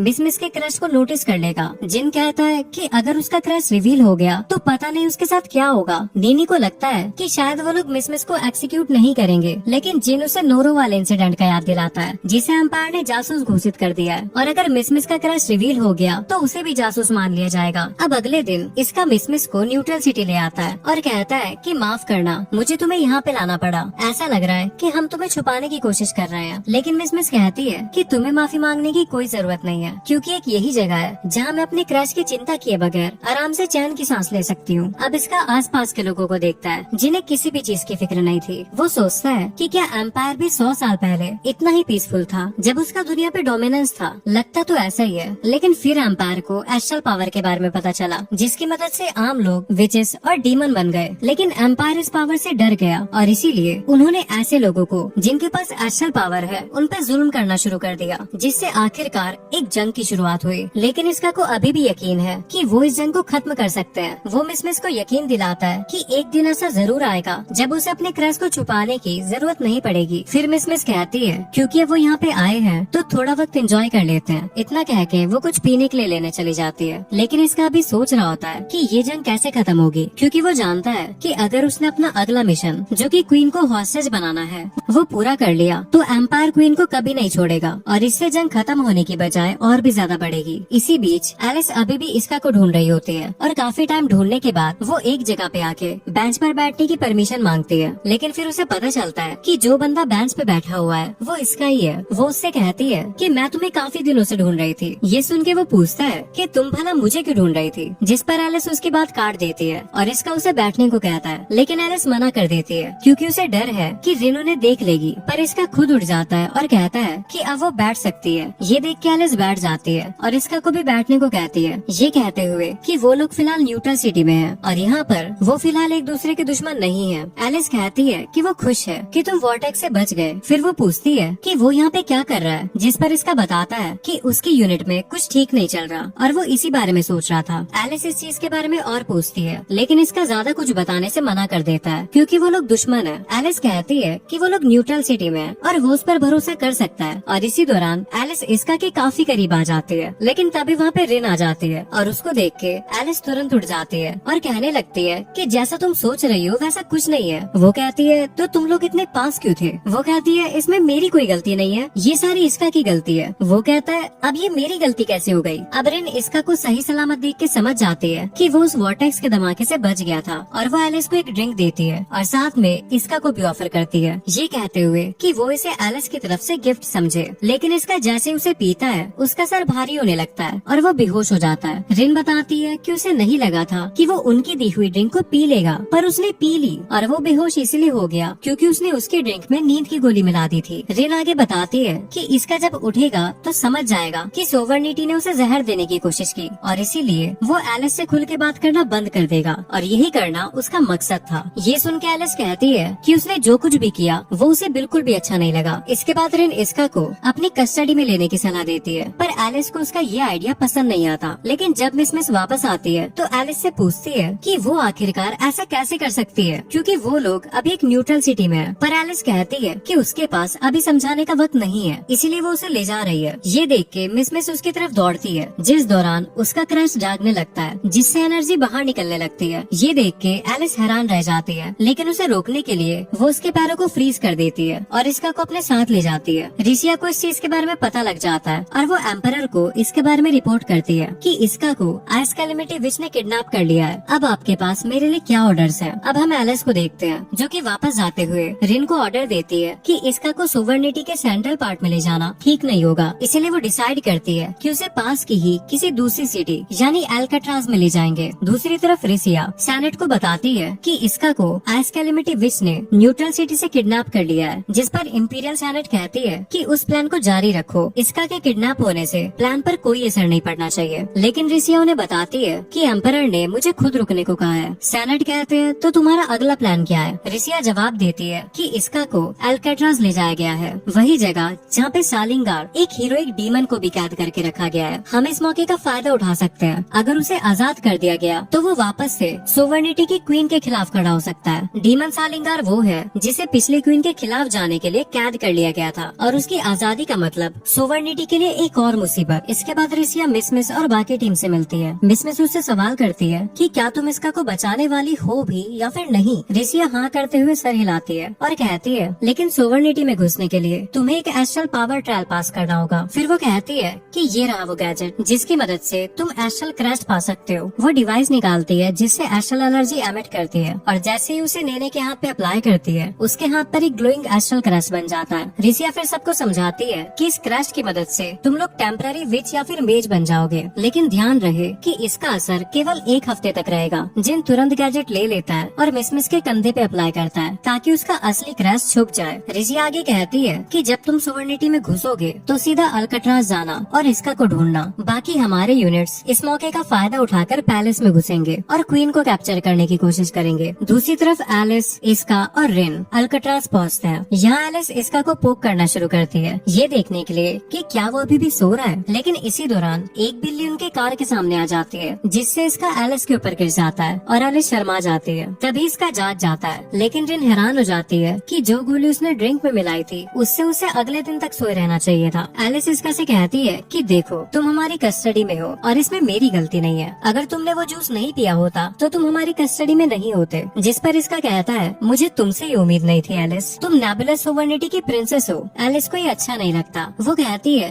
कि मैंने रिन को कोई ऑर्डर नहीं दिया था, रिन ने सब कुछ खुद से प्लान किया। लेकिन रिन भी इसमें इसका कोई दोष निकालती है और कहती है कि आखिर तुम मेरी ट्रिक में फंस कैसे गए। अब वो एक होटल के सामने आ जाते हैं, जहाँ रिन इसका से कहती है कि अब तुम सोवर्निटी में हो, जहाँ तुम्हारा कोई साथी नहीं है, इसीलिए मदद के लिए चिल्लाने से कोई फायदा नहीं होने वाला। अब ये लोग होटल रूम के अंदर आ जाते हैं, जहाँ रिन एलिस को बताती है कि उसने एक और रूम बुक किया है और इसका को चैन से बांध के रखने के लिए कहती है। लेकिन एलिस को उसका ये आइडिया बिल्कुल पसंद नहीं आता, क्योंकि वो नहीं चाहती थी कि लोग सोचे वो अपने कैदियों के साथ बुरा बर्ताव करती है। लेकिन रिन उसे इसका के साथ सेम रूम में नहीं छोड़ सकती थी, इसीलिए वो कहती है कि उसने एक लग्जरी सूट पहले से ही बुक कर रखा है, जहाँ वो जाके आराम कर सकती है, जबकि वो खुद इसका के साथ यहीं पे रहेगी। दूसरी तरफ मिस और बाकी लोग सोवर्निटी में एंटर करने में कामयाब हो जाते हैं। उन्हें रिसिया कांटेक्ट करती है और बताती है कि अल्काट्राज में एक प्रिजन सेक्शन है, जहाँ पे दूसरे देशों के भी क्रिमिनल्स को रखा गया है, जिसके लिए दूसरे देश उन्हें पैसे देते हैं और यही वजह है कि सोवर्निटी काफी फल फूल रही है। फिर जिन पूछता है कि क्या सभी क्रिमिनल्स एस्ट्रल मेजिस हैं। इस पर रिसिया उन्हें कुछ खतरनाक कैदियों के बारे में बताती है और साथ ही वो उन्हें सालिंगार के बारे में भी बताने वाली थी, लेकिन खुद को रोक लेती है क्योंकि ये लोग रिसिया के प्लान के बारे में नहीं जानते। अब रिसिया उन्हें इंस्ट्रक्शन देती है कि कहाँ और कैसे जाना है। जब वो लोग लोकेशन पे पहुँचते हैं तो वहाँ पे रिसिया को देख के हैरान हो जाते हैं। वो पूछते हैं कि तुम यहाँ पे क्या कर रही हो, जिस पर रिसिया कहती है कि मुझे लगा अगर मैं तुमसे मिलकर तुम्हें समझाऊं तो ज्यादा बेहतर होगा। उसके बाद वो उन्हें ओले ल्यूगन जेल के बारे में बताती है और वहाँ जाने के लिए तैयार होने को कहती है, क्योंकि उसके मुताबिक इसका वहीं पे होगा। इधर होटल में रिन एक चाकू लेती है और अपना हाथ काट लेती है। ये देख के इसका हैरान हो जाता है और पूछता है कि वो ऐसा क्यों कर रही है, जिस पर रिन कहती है कि ये मैं इसलिए कर रही हूँ ताकि एलिस को लगे कि तुमने मुझ पे अटैक करने की कोशिश की, जिससे एलिस को लगेगा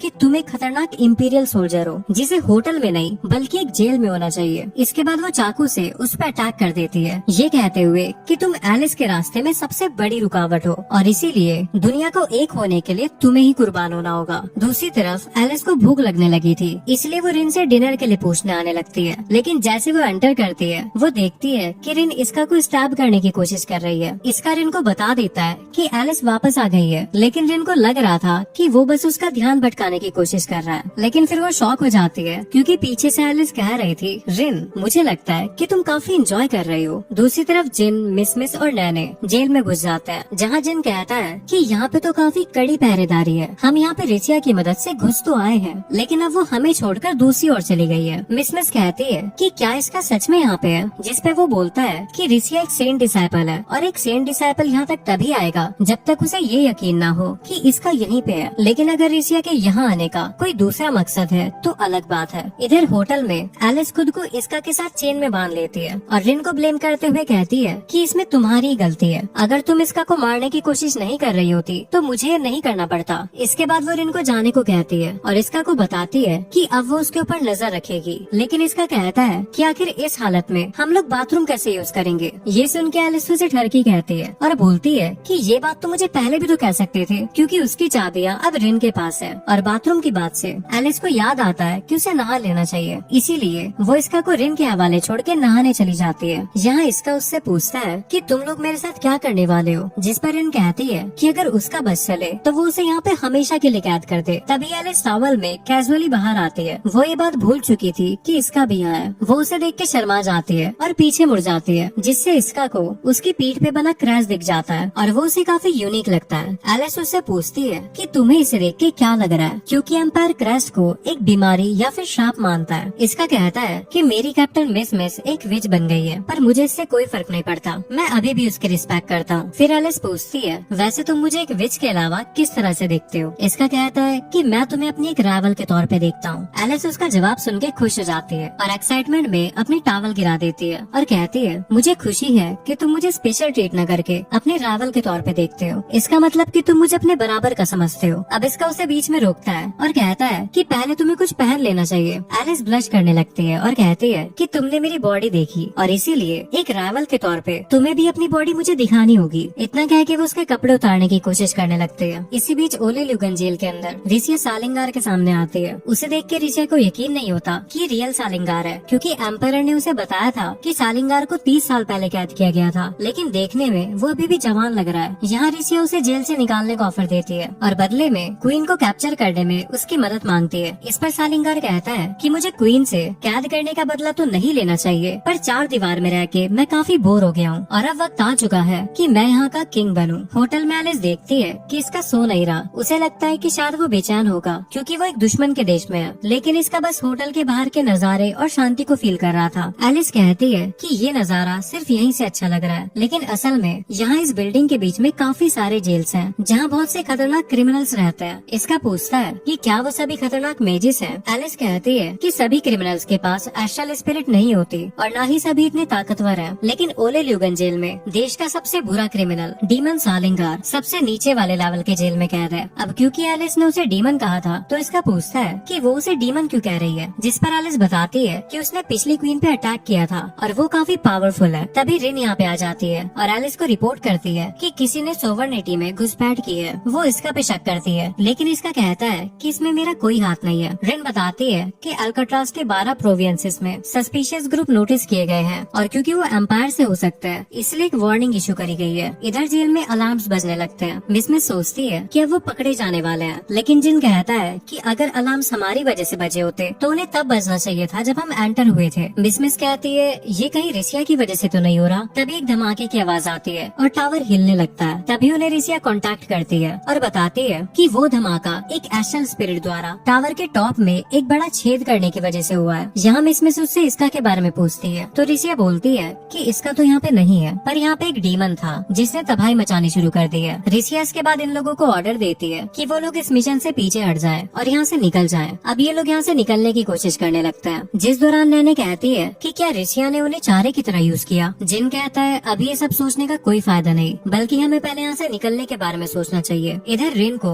जेल में हुए धमाके और सालिंगार के जेल तोड़ के निकल जाने की बात पता चलती है, जिसे वो एलिस को बताती है। ये सुन के एलिस हैरान रह जाती है और इमरजेंसी फोर्सेस को जल्दी से जल्दी एक्टिवेट करने को कहती है, क्योंकि सालिंगार का जेल से निकल जाना इस समय उनके लिए बहुत बड़ी मुसीबत है। एलिस को लगता है कि सालिंगार क्वीन यानी उसकी मॉम के एस्ट्रल क्रैश को चुराने की कोशिश करेगा, इसलिए वो डिसाइड करती है कि उसे रोकने के लिए वो खुद वहाँ पे जाएगी। रिन उसे वहाँ जाने के लिए मना करती है, जिस पर एलिस कहती है कि उसके अलावा सालिंगार को कोई और नहीं रोक पाएगा, इसलिए उसे जाना ही होगा। इसके बाद वो इसका से कहती है कि अभी मैं तुम्हें कुछ नहीं बता सकती क्योंकि हम लोग दुश्मन हैं, पर काश मैं बता पाती। पर एलिस इसका से सवाल करती है कि अगर मैं तुम्हारी मदद मांगूं तो क्या तुम मेरी मदद करोगे। लेकिन इससे पहले कि इसका जवाब देता एलिस अपना मन बदल लेती है और जाने से पहले उसे एक नया रुमाल देती है, क्योंकि उसने उसका पुराना वाला रुमाल गंदा कर दिया था। वो कहती है कि मैं ये तुम्हें काफी समय से देना चाहती थी, लेकिन रिन की वजह से नहीं दे पाई, तो मुझे अजीब मत समझना, लेकिन उम्मीद करती हूँ कि तुम इसे एक्सेप्ट करोगे और अपने साथ ले जाओगे। इसके बाद वो उसे अलविदा करके चली जाती है। दूसरी तरफ जेल में जिन को रियलाइज होता है कि वो लोग सिक्योरिटी गार्ड से सीधा नहीं लड़ सकते, इसीलिए वो उनका ध्यान भटकाने का डिसाइड करता है और चाहता है कि मिसमिस और नैने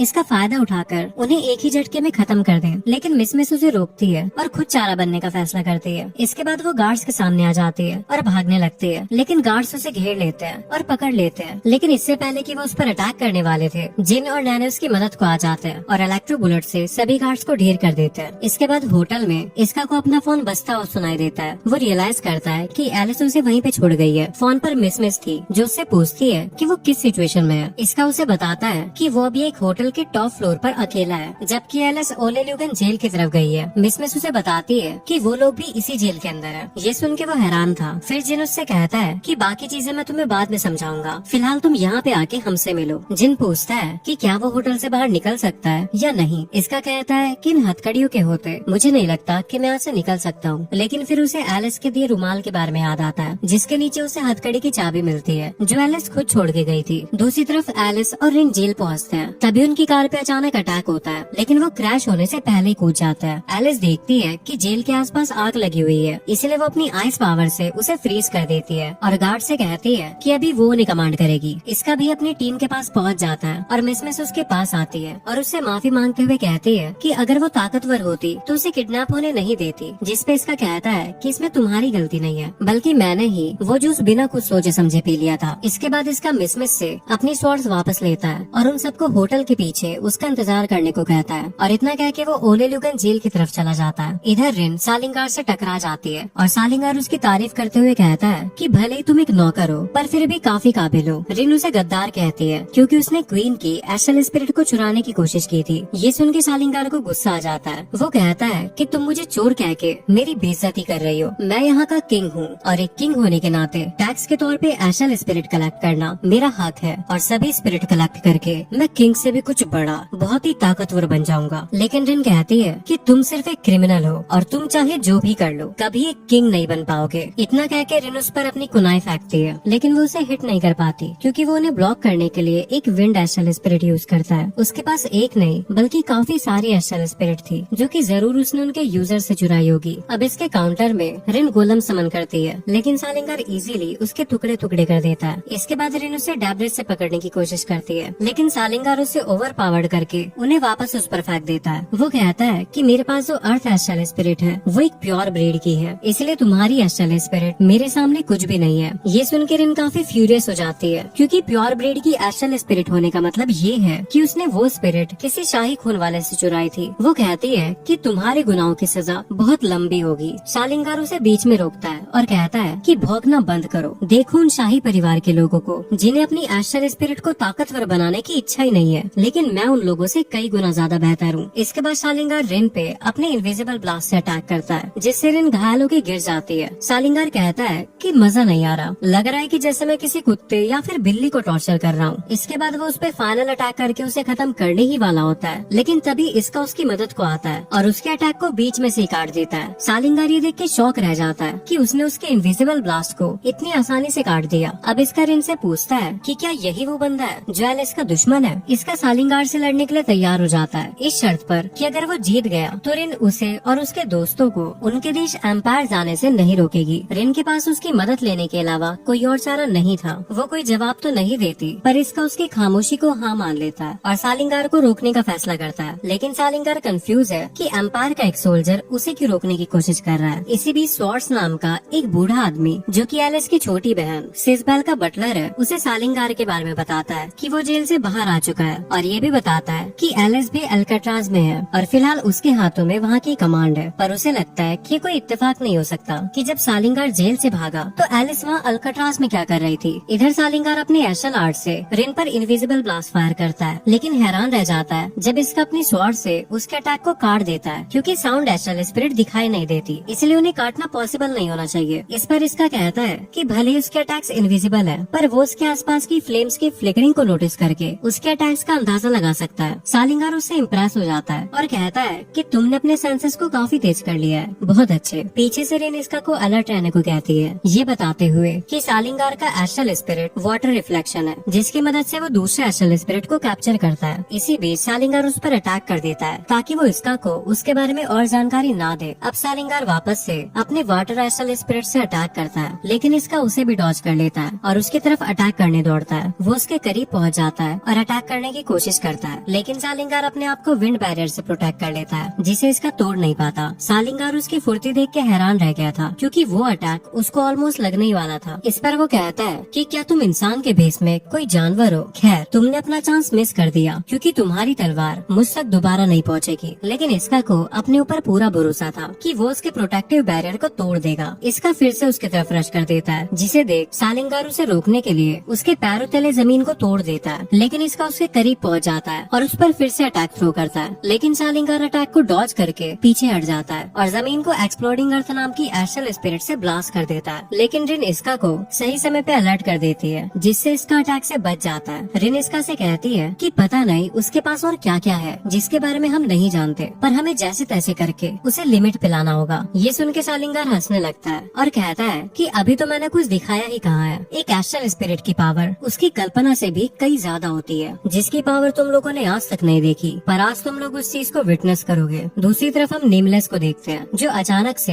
एलिस पर पीछे से अटैक कर देता है, लेकिन एलिस उसे सेंस कर लेती है और तुरंत अपनी आइज से उसके अटैक को ब्लॉक कर लेती है। एलिस उससे पूछती है कि क्या उसी ने सालिंगार को जेल से बाहर निकलने में मदद की। इस पर वो कहता है कि फर्क नहीं पड़ता मैंने उसे आजाद किया या फिर नहीं, फर्क इससे पड़ता है कि सालिंगार के आजाद होने पर पूरी जेल आग के लपटों में झुलस रही है और उसकी वजह से सोवर्निटी की मुसीबतें भी अब बढ़ने वाली है। इस पर एलिस कहती है कि वो उसे रोक कर रहेगी। इतना कहकर एलिस उस पर आइस स्वॉर्ड से अटैक कर देती है, लेकिन नेमलेस पीछे हट जाता है और कहता है कि मेरा काम हो गया, सालिंगार सब संभाल लेगा। इतना कह के वो गायब हो जाता है। इधर सालिंगार आइस और फायर को कंबाइन करके स्कैटर शूट करता है और इसका उसे भी काट देता है, लेकिन इससे अटैक और भी स्ट्रॉन्ग हो जाता है, जिससे इसका को अटैक हिट हो जाता है। रेन सालिंगार से कहती है कि कहीं यही कारण तो नहीं कि तुम एस्ट्रल स्पिरिट्स को और उसे चुराते हो ताकि तुम उन्हें कंबाइन करके पावरफुल अटैक्स बना सको। लेकिन सालिंगार रिवील करता है कि एक एस्ट्रल स्पिरिट को दूसरे से कंबाइन करना कुछ नया नहीं है, मेरा मकसद तो इससे भी कहीं बढ़कर है। मैं चाहता हूँ कि इंसानों को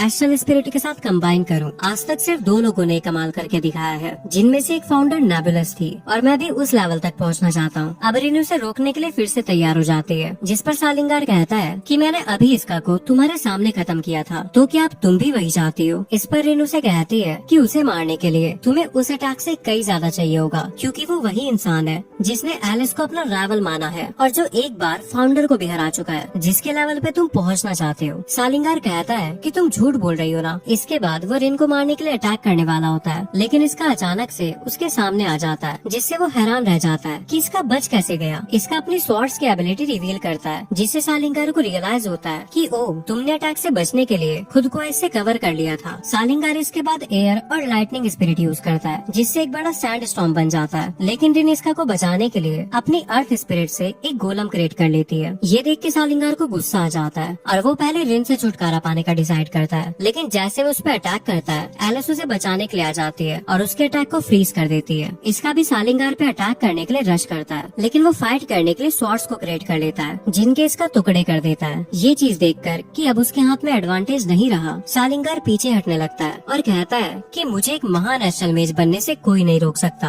और मेरी ये बात भूलना मत। इसके बाद वो टावर से जंप करके भाग जाता है। इधर रिन एलिस को रिपोर्ट करती है कि बाकी कैदी जो भाग गए थे वो पकड़े गए और इंपीरियल सोल्जर भी जा चुके हैं। एलिस खुश थी कि इसका ने उसकी मदद करी, क्योंकि अगर वो चाहता तो भाग भी सकता था, लेकिन उसने मदद करने का फैसला लिया। दूसरी तरफ हमें पता चलता है कि जिस सूट वाले पर्सन से एलिस फाइट कर रही थी वो रिसिया थी। वो बाहर आती है और कहती है कि वो कभी भी इस सूट को दोबारा नहीं पहनने वाली, क्योंकि इसे पहनकर वो सिर्फ कुछ मिनटों तक ही लड़ पाई। इस पर नेमलेस कहता है कि तुम्हें तो इस चीज की जरूरत भी नहीं है। फिर वो रिसिया को बताता है कि 2 स्पेशल यूनिट्स सोवर्निटी के सेंट्रल प्रोविंस में घुस चुकी है, जिससे अब हम क्वीन के पैलेस पे नजर रख सकते हैं। इससे अब सेनेट भी खुश हो जाएगी और हमें एम्परर को भी इस बारे में बताना चाहिए। दूसरी तरफ इसका और बाकी लोग आराम से सोवर्निटी से बाहर निकल जाते हैं। इसका यहाँ पे नोटिस करता है कि मिस में सब नॉर्मल लग रही है और उससे पूछता है कि क्या तुम्हारी क्रैश की प्रॉब्लम ठीक हो गई है। ये सुन के मिस पैनिक करने लगती है, क्योंकि वो इसके बारे में भूल ही गई थी, लेकिन इसका कहता है कि चिंता करने की कोई जरूरत नहीं है, वो सब मिलके इसका हल निकाल लेंगे। दूसरी तरफ एलिस फाइटिंग के लिए रिन की तारीफ करती है, जिस पर रिन कहती है कि मैं इसका के बिना सिचुएशन को नहीं संभाल पाती, और एलिस फिर से इसका के बारे में सोचने लगती है और उसका नाम लेती है, जिस पर रिन कहती है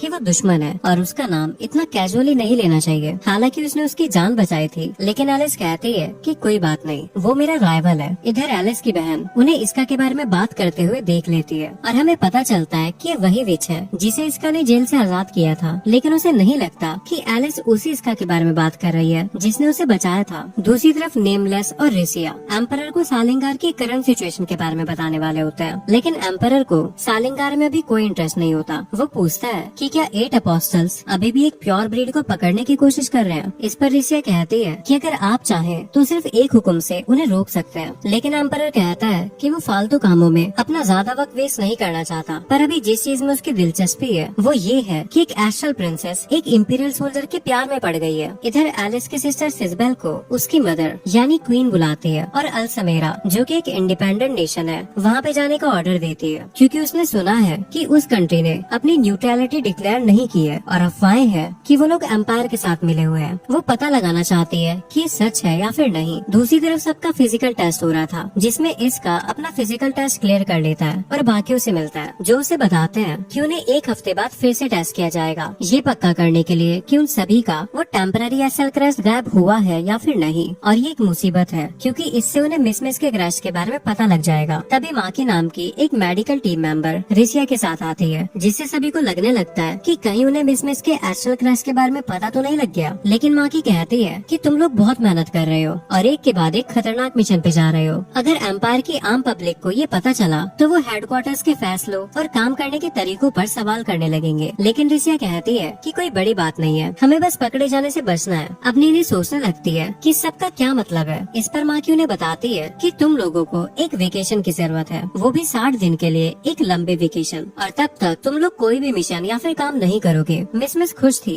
क्योंकि इसकी वजह से अगले हफ्ते होने वाले उनके एस्ट्रल क्रैश चेकअप से वो बच जाएंगे और वेकेशन के खत्म होने तक मिस के पकड़े जाने का डर नहीं रहेगा। सब लोग वेकेशन पे जाने के लिए तैयार हो जाते हैं। इधर एलिस पेपर वर्क करते हुए बोर हो जाती है और कहती है कि वो कुछ एक्साइटिंग करना चाहती है। लेकिन रिन कहती है कि उसने कुछ ही दिन पहले काफी एक्साइटमेंट वाली चीजें कर ली है। रिन फिर उसे उसकी चाय देती है, जिसे वो पीना शुरू करती है। तभी किसी के वापस लौटने की खुशी में बाहर बैंड बजने लगता है। एलिस कहती है कि ये जरूर उसकी बहन एलेटियर के लिए होगा। इस पर रिन कहती है कि क्वीन बनने के लिए उसकी वोटिंग की कैंपेन अच्छी चल रही होगी, क्योंकि वो इतनी जल्दी वापस जो आ गई। एलिस जाकर उसका वेलकम करने का डिसाइड करती है, जिस दौरान वो सिसबेल से टकराते हैं। लेकिन वो उनसे मुंह मोड़ लेती है, जिसे देख कर रिन मेंशन करती है कि वो आजकल काफी अजीब बर्ताव कर रही है, जबकि पहले वो काफी ज्यादा फुर्तीली और क्यूरियस हुआ करती थी। एलिस कहती है कि इसमें उसकी गलती नहीं है, क्योंकि पैलेस में चीजें काफी अजीब चल रही है। मिनिस्टर्स लोग हमेशा यही बात कर रहे होते हैं कि अगली क्वीन कौन बनेगी, तो शायद इसी वजह से वो बदली बदली रहती है। यहाँ तक कि ऐसी चीजों से उसका खुद का भी मन कभी कभी पैलेस छोड़ने का करता है। जिस पर रिन कहती है कि नहीं, तुम ऐसा नहीं कर सकती, क्योंकि सेंट्रल प्रोविंस में पावर मेजिस इकट्ठा हुए हैं और क्वीन उन्हें एम्पायर इन्वेजन के खतरे के कारण पूरे देश में असाइन करने का प्लान कर रही है। इस पर एलिस कहती है कि तब तो उसे पैलेस से भागे जाना चाहिए। लेकिन फिर रिन बताती है कि सिसबेल ऑलरेडी पैलेस छोड़कर क्वीन के ऑर्डर पर अल्समेरा जा रही है, इसलिए तुम्हें यहीं रहना होगा। इधर सिसबेल अल्समेरा जाने के लिए तैयारी करती है। यहाँ उसका बटलर स्वार्ड्स उससे सवाल करता है कि क्या मैं आपके बॉडीगार्ड बनने के तौर पे ठीक हूँ, क्योंकि मुझे लगता है आपको किसी स्ट्रॉन्ग मेज को अपने साथ लेके चलना चाहिए जो आपको प्रोटेक्ट कर सके। जिस पर सिसबेल कहती है कि तुम पैलेस में एक लौते हो जिस पर मैं भरोसा कर सकती हूँ। इसके बाद सिसबेल अपनी एबिलिटी का यूज करके उसे ये भी दिखाती है कि आजकल मिनिस्टर्स और क्वीन एलिस को अगली क्वीन बनाने को लेकर काफी बातें कर रहे हैं। लेकिन फिर वो सोचने लगती है कि उसका वो भयानक नाइटमेयर जरूर सच होगा, जिसमें कोई क्वीन यानी उसकी मॉम के पीछे पड़ा है और कोई इस देश के ऊपर कब्जा भी करना चाहता है। जाने से पहले वो खुद से प्रॉमिस करती है कि वो अपनी मदर को उस नाइटमेयर से बचाएगी। इसके बाद हम मास को देखते हैं, जो कि एलिस की दूसरी सिस्टर एलेटियर के साथ होता है और वो उसे बताता है कि सिसबेल अल्समेरा के लिए निकल चुकी है। वो बोलता है कि तुम तीनों बहनों में से सिर्फ तुम ही हो जो कि मिलने आती हो। यहाँ हमें ये भी पता चलता है कि एलेटियर सबसे बड़ी बहन है। एलेटियर कहने लगती है कि कोई करीबी जरूर एम्पायर से मिला हुआ है। इस पर मास कहता है कि थ्योरी तो काफी अच्छी है, पर क्या तुम्हारे पास इसका कोई सबूत है? इस पर एलेटियर कहती है कि मुझे लगता है कि वो अभी पूरी तरह से एम्पायर के प्यादे नहीं बने हैं और मुझे समझ नहीं आ रहा कि ऐसे हालातों में मुझे क्या करना चाहिए। इस पर मास कहता है कि तुम मुझे उसके बारे में बता सकती हो जिसके बारे में तुम्हें लगता है कि वो एम्पायर से मिला हुआ है, शायद मैं तुम्हारी मदद कर पाऊँ। इसके बाद सीन इंडिपेंडेंट नेशन अल्समेरा पे शिफ्ट होता है, जहाँ हम इसका और उसकी टीम को देखते हैं। वो लोग अपना वेकेशन मनाने के लिए यहाँ पे आए हैं, क्योंकि अल्समेरा अपने शानदार रिजॉर्ट्स और होटल्स के लिए जाना जाता है, जिसकी वजह से ये नेशन काफी पैसे भी कमाता है। ये लोग अब बीच पर आ जाते हैं, जहाँ मिस और नेने 100 मीटर की रेस लगाने लगते हैं और शाम हो जाती है। मिस काफी थक चुकी थी, जिसे जिन पीठ पे बिठा के ले जाने लगता है। यहाँ नेने जिन से कहती है कि वो दोनों होटल जाएं, तब तक वो लोग सुपरमार्केट से डिनर के लिए कुछ ले आते हैं। इस पर जिन कहता है कि जल्दी आना और खो मत जाना। फिर नेने को वॉशरूम जाना होता है, जिसके लिए वो चली जाती है और इसी दौरान सिसबेल इसका से आके टकरा जाती है। इसका उससे पूछता है कि क्या तुम ठीक हो? इस पर सिसबेल कहती है कि वो खो गई है और मैप देख रही थी। फिर दोनों एक दूसरे को गौर से देखते हैं और एक दूसरे के चेहरे पहचान लेते हैं। इसका कहता है कि तुम तो वही लड़की हो ना जिसकी मैंने जेल से भागने में मदद की थी। तभी नैने लौट आती है और इंतजार करने के लिए उसका थैंक्स कहती है। लेकिन जैसे ही इसका पीछे मुड़ता है, वो देखता है कि वो लड़की चली गई थी। जिसके बाद ये सुपरमार्केट जाने लगता है। इधर सिसबेल वहाँ से भाग आती है और अपने आप से पूछती है कि क्या वो सच में सेंट डिसाइपल इसका था? आखिर वो यहाँ पे क्या कर रहा था? तभी वहाँ पे बटलर भी हाफते हुए पहुँचता है और कहता है, माय लेडी, मेरी हड्डियाँ अब इतनी मजबूत नहीं रही, मुझ पर थोड़ा तो रहम कीजिए। सिसबेल उससे कहती है कि मुझे अपने सपनों का योद्धा मिल गया है, मुझे तुमसे उस बारे में बात करनी है, पर उससे पहले हमें होटल वापस चलना होगा। इधर एलिस दिन भर के पेपर वर्क से काफी थक चुकी थी। तभी रिनु से बताती है कि कल क्वीन हॉल में लोगों से मिलने जुलने का एक प्रोग्राम होने वाला है, जिसमें उसे हर किसी से मिलना होगा। ये सुन के एलिस कहती है कि क्या तुम्हारे अंदर दिल नहीं है जो हमेशा टॉर्चर करती रहती हो? तभी यहाँ पे क्वीन आती है, जो एलिस एलिस से साथ चलने को कहती है। दूसरी तरफ सिजबेल उसी जगह पे वापस आती है जहाँ वो इसका से टकराई थी और अपनी एबिलिटी यूज करके उसके जाने के बाद वाला मूवमेंट देखती है। बटलर इसका को देखता है और सिजबेल से पूछता है, माय लेडी, क्या आप सच में इस लड़के से मदद के लिए पूछने वाली हैं? इस पर सिजबेल कहती है, हाँ। इधर एलिस अपनी मदर से पूछती है कि वो उसे कहाँ ले जा रही है। क्वीन कहती है कि मेरे पास सिजबेल के रूम की चाबी है, क्योंकि मुझे उसके रूम की तलाशी लेनी है। मुझे लगता है कि बीते कुछ दिनों में वो काफी अजीब सा बर्ताव कर रही है और मैं उसकी वजह जानना चाहती हूँ। देखो, तुम दोनों ही मेरी बेटियाँ हो और मैं दोनों को ही एक राजकुमारी की तरह देखती हूँ, पर लोगों को सिजबेल से ज्यादा उम्मीदें नहीं है, जिस वजह से उसका इलेक्शन में जीतना मुश्किल लग रहा है। फिर रिन क्वीन से पूछती है कि क्या आपने सिजबेल को इसलिए अल्समेरा भेजा ताकि उसके रूम की तलाशी ले सके। क्वीन कहती है कि ऐसी बात नहीं है, बल्कि मैंने तो उसे वहाँ पे इसलिए भेजा क्योंकि वो इस काम को अच्छे से कर सकती है, पर साथ ही ये एक अच्छा मौका है उसके रूम में जाने का। दूसरी तरफ सिजबेल और बटलर उस होटल के बाहर पहुँच जाते हैं जहाँ इसका ठहरा हुआ था। सिजबेल और बटलर होटल में घुसने का प्लान बनाने लगते हैं। इधर क्वीन, एलिस और रिन सिजबेल के रूम में घुस जाते हैं। दूसरी तरफ इजबेल इसका के रूम में घुसने में कामयाब हो जाती है, लेकिन इसका को लगता है कि वो कोई असासिन है जो उसके रूम में घुसाया है, इसीलिए वो उसे गिरा देता है और पूछता है कि तुम कौन हो और क्या तुम सोवर्निटी के लिए काम करते हो। इस पर सिजबेल कहती है कि ऐसा कुछ नहीं है, तुम्हें गलत फहमी हुई है। इसका देखता है कि वहाँ पे कोई और नहीं बल्कि सिजबेल है। वो उससे कहती है कि मैं यहाँ पे तुमसे मिलने आई हूँ। इधर एलिस को सिजबेल के रूम में एक न्यूज़पेपर मिलता है जिसमें इसका की उसी न्यूज के बारे में लिखा था जब उसने उसे आजाद किया था और जेल चला गया था। एलिस ये देख के हैरान हो जाती है और कहती है कि सिजबेल इसका को कैसे जानती है। दूसरी तरफ सिजबेल इसका से कहती है कि क्या मैं तुमसे कुछ पूछ सकती हूँ। इसका कहता है, हाँ पूछो। वो कहती है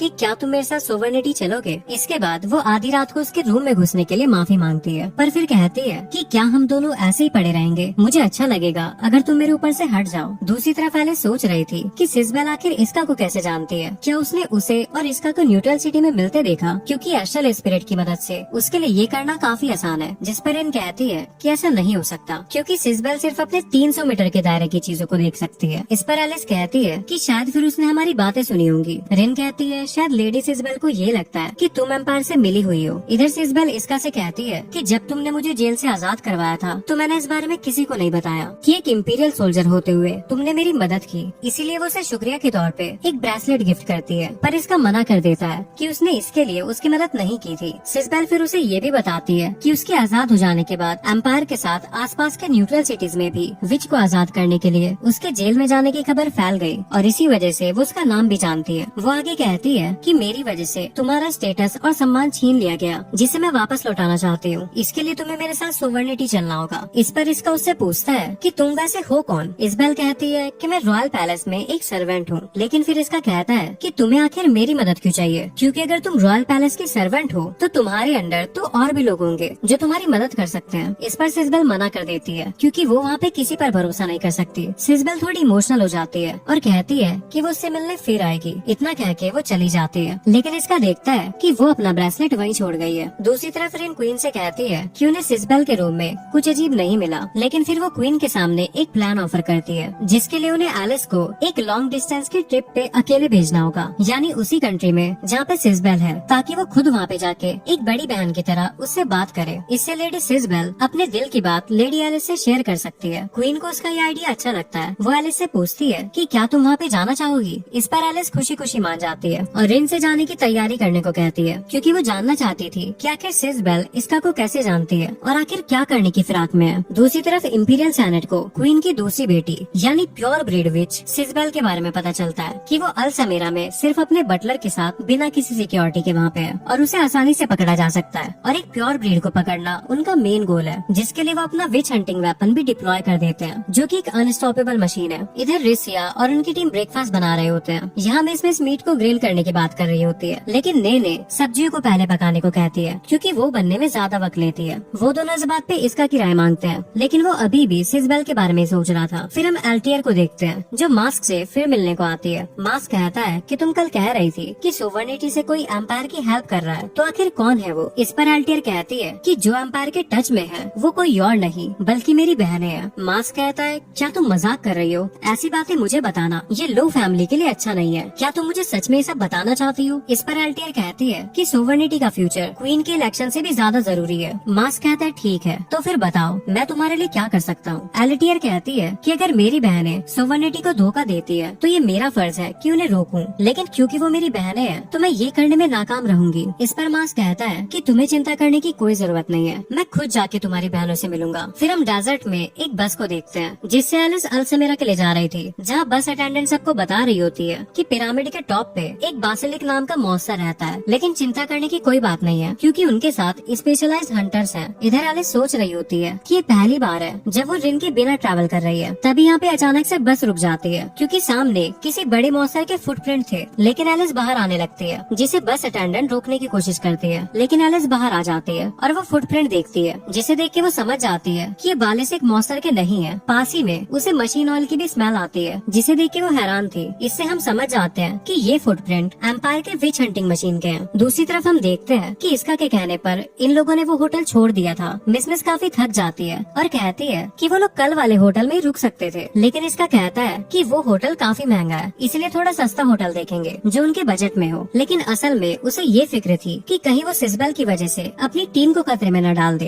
अब यहाँ पे मिस का क्रश फिर से चमकने लगता है, जिस पर वो कहती है कि उन्हें इसका कुछ करना होगा। जिन कहता है कि उसे चिंता करने की जरूरत नहीं है क्योंकि वेकेशन खत्म होने में अभी काफी वक्त है, लेकिन फिर वो उसे विच नोरो के बारे में बताता है जो अपना क्रश छुपाकर एम्पायर में रही थी। जिन उसी चीज को यहाँ पे ढूंढने की सलाह देता है जिससे नोरो ने अपने क्रश को छुपाया था। इस कंट्री में उसे ढूंढना आसान होगा क्योंकि यहाँ पे सोवर्निटी का भी सामान मिलता है, और अगर वो लकी रहे तो वो चीज भी उन्हें यहाँ पे मिल सकती है। फिर ये लोग दूसरे होटल में पहुँच जाते हैं, लेकिन इसका सेंस कर लेता है कि सिस्बेल आसपास ही है, इसलिए वो कहता है कि वो करेंसी एक्सचेंज करवाने जा रहा है। मिस कहती है कि वो लोग जल्दी ही डिनर के लिए जा रहे हैं तो जल्दी आना। फिर इसका सिस्बेल को ढूंढने लगता है, तभी वो उसके सामने आ जाती है। इसका पूछता है कि आखिर तुमने मुझे ढूंढा कैसे? सिस्बेल कहती है कि मैंने कहा था ना मैं तुमसे मिलने वापस आऊंगी। इसका कहता है ठीक है, लेकिन हमें कहीं और चलना चाहिए। ये लोग होटल से दूर आ जाते हैं, जहाँ इसका कहता है मैंने आज ही होटल चेंज किया, पर तुम्हें इस बारे में कैसे पता चला? सिस्बेल उसे अपने एस्ट्रल क्रश के बारे में बताती है, जिसकी मदद से वो पास्ट को किसी वीडियो की तरह देख सकती है, और उसी की मदद से उसने उसके न्यू होटल का पता लगाया। इसका कहता है कि तुम्हारी एबिलिटी तो काफी अच्छी है, पर क्या मुझे एक इंपीरियल सोल्जर को इसके बारे में बताना गलत नहीं है? सिस्बेल कहती है कि मैं बस तुम्हारे साथ ईमानदार हो रही हूँ, पर मैंने कल तुमसे एक झूठ बोला था। इसका पूछता है कि कैसा झूठ? अब सिस्बेल उसे अपना असली नाम बता देती है, जिससे इसका समझ जाता है कि वो एलिस की सिस्टर है और एक प्रिंसेस है। इसका हैरान था कि अगर वो एक प्रिंसेस है तो उसकी मदद क्यों चाहती है? सिस्बेल कहती है कोई क्वीन की जान के पीछे है और वो फाउंडर का डिसेंडेंट है। वो सोवर्निटी पे कब्जा या फिर राज करना चाहता है। उसका मकसद कुछ बहुत भयानक है, और अगर क्वीन मर गई तो एम्पायर के साथ एक फुल स्केल वॉर होगी जिसे कोई नहीं रोक पाएगा, और इससे दोनों ही देश बर्बाद हो जाएंगे। इतना ही नहीं, सोवर्निटी को जंग में झोंकने के बाद उसका प्लान पूरी रॉयल फैमिली को खत्म करना है, जिसमें वो खुद भी शामिल है। सिस्बेल इमोशनल हो जाती है और कहती है कि यही वजह है कि मुझे तुम्हारी मदद चाहिए ये सब रोकने के लिए, पर इसका उसे मना कर देता है। इधर हम एलिस को देखते हैं जो कि अल्समेरा पहुंच चुकी थी और सिस्बेल के होटल को लोकेट करने लगती है, लेकिन तभी सिस्बेल का बटलर यहाँ उसके पास आता है और बताता है कि उसे सिस्बेल कहीं नहीं मिल रही, वो बिना उसे बताए कहीं चली गई है। दूसरी तरफ इसका सिस्बेल से कहता है मैं भी नहीं चाहता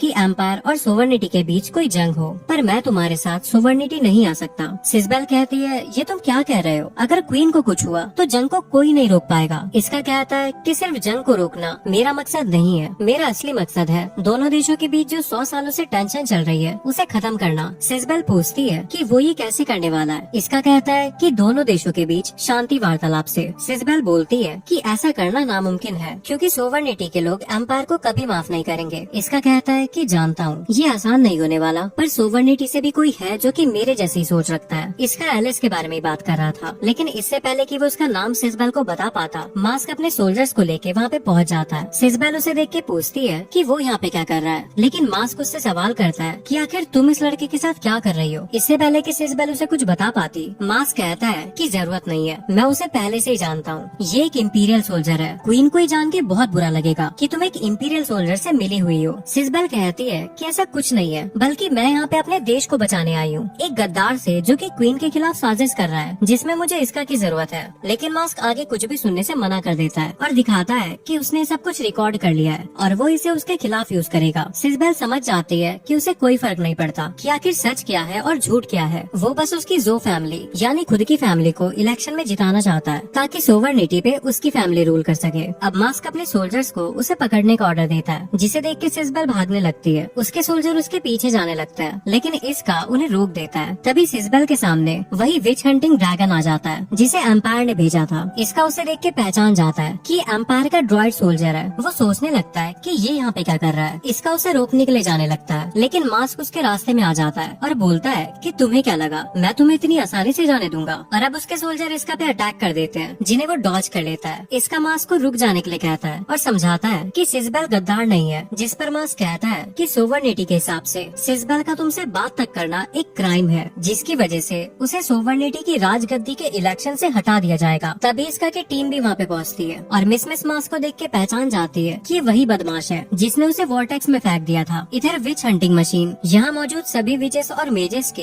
एस्ट्रल एनर्जी को डिटेक्ट करने लगती है, जिसमें मिस भी शामिल थी। लेकिन इन सब में सबसे ज्यादा एनर्जी सिजबेल एमिट कर रही थी, इसलिए मैका उसी पर अपना टारगेट लॉक कर लेता है। इसके बाद मास्क अपने सोल्जर्स को सिजबेल को पकड़ने का ऑर्डर देता है, लेकिन वो लोग मशीन के ऊपर अटैक करने लगते हैं और मैका सोल्जर्स को ऑब्स्टिकल समझ के उन्हें रास्ते से हटा देता है और सिजबेल के सामने आकर उस पर अटैक करने के लिए रेडी हो जाता है। मास्क देखता है कि अगर मशीन सिजबेल को खत्म भी कर देती है तो इसमें उसी का फायदा होगा। तभी जिन उस पर शूट कर देता है, जिसे देख के वो जिन से कहता है कि तुम लोग सिजबेल को क्यों बचाना चाहते हो, वो तो तुम्हारी दुश्मन है। इस पर जिन कहता है कि मुझे उसकी फिक्र नहीं है, तुमने हमारी बॉस मिस को वॉर्टेक्स में फेंका था और इसी वजह से मैं तुम्हारी धुलाई करना चाहता हूँ। तभी जिन और मिस पर मास्क के सोल्जर फायर अटैक करने लगते हैं। इधर मैका सिजबेल पर एनर्जी ब्लास्ट थ्रो करता है, जिसे इसका एंड मौके पे आके अपनी स्वॉर्ड से काट देता है। तभी नैने भी यहाँ पे अपने वेपन के साथ आ जाती है और इसका से कहती है कि उसे वेपन को रेडी करने के लिए थोड़ा वक्त चाहिए होगा। फिर इसका मैका पे अटैक करना शुरू कर देता है। इसका एक के बाद एक काफी सारे अटैक करता है, लेकिन उसके हार्ड शेल की वजह से उसका कोई भी अटैक काम नहीं करता। इसी दौरान मैका सिजबेल पर अटैक करने की कोशिश करता है, लेकिन इसका उसे बचा लेता है। यहाँ सिजबेल उससे पूछती है कि वो उसकी मदद क्यों कर रहा है, जबकि उसने तो मदद करने से मना कर दिया था। इस पर वो कहता है कि मास्क एक बुरा आदमी है और मैं नहीं चाहता कि तुम्हें उसके हवाले कर दूं या ऐसे ही मारे जाने दूं। तभी नैने बताती है कि वेपन अटैक करने के लिए रेडी है। इसके बाद वो अटैक लॉन्च कर देती है, जो मैका को डायरेक्ट हिट करता है। दूसरी तरफ जिन और मिस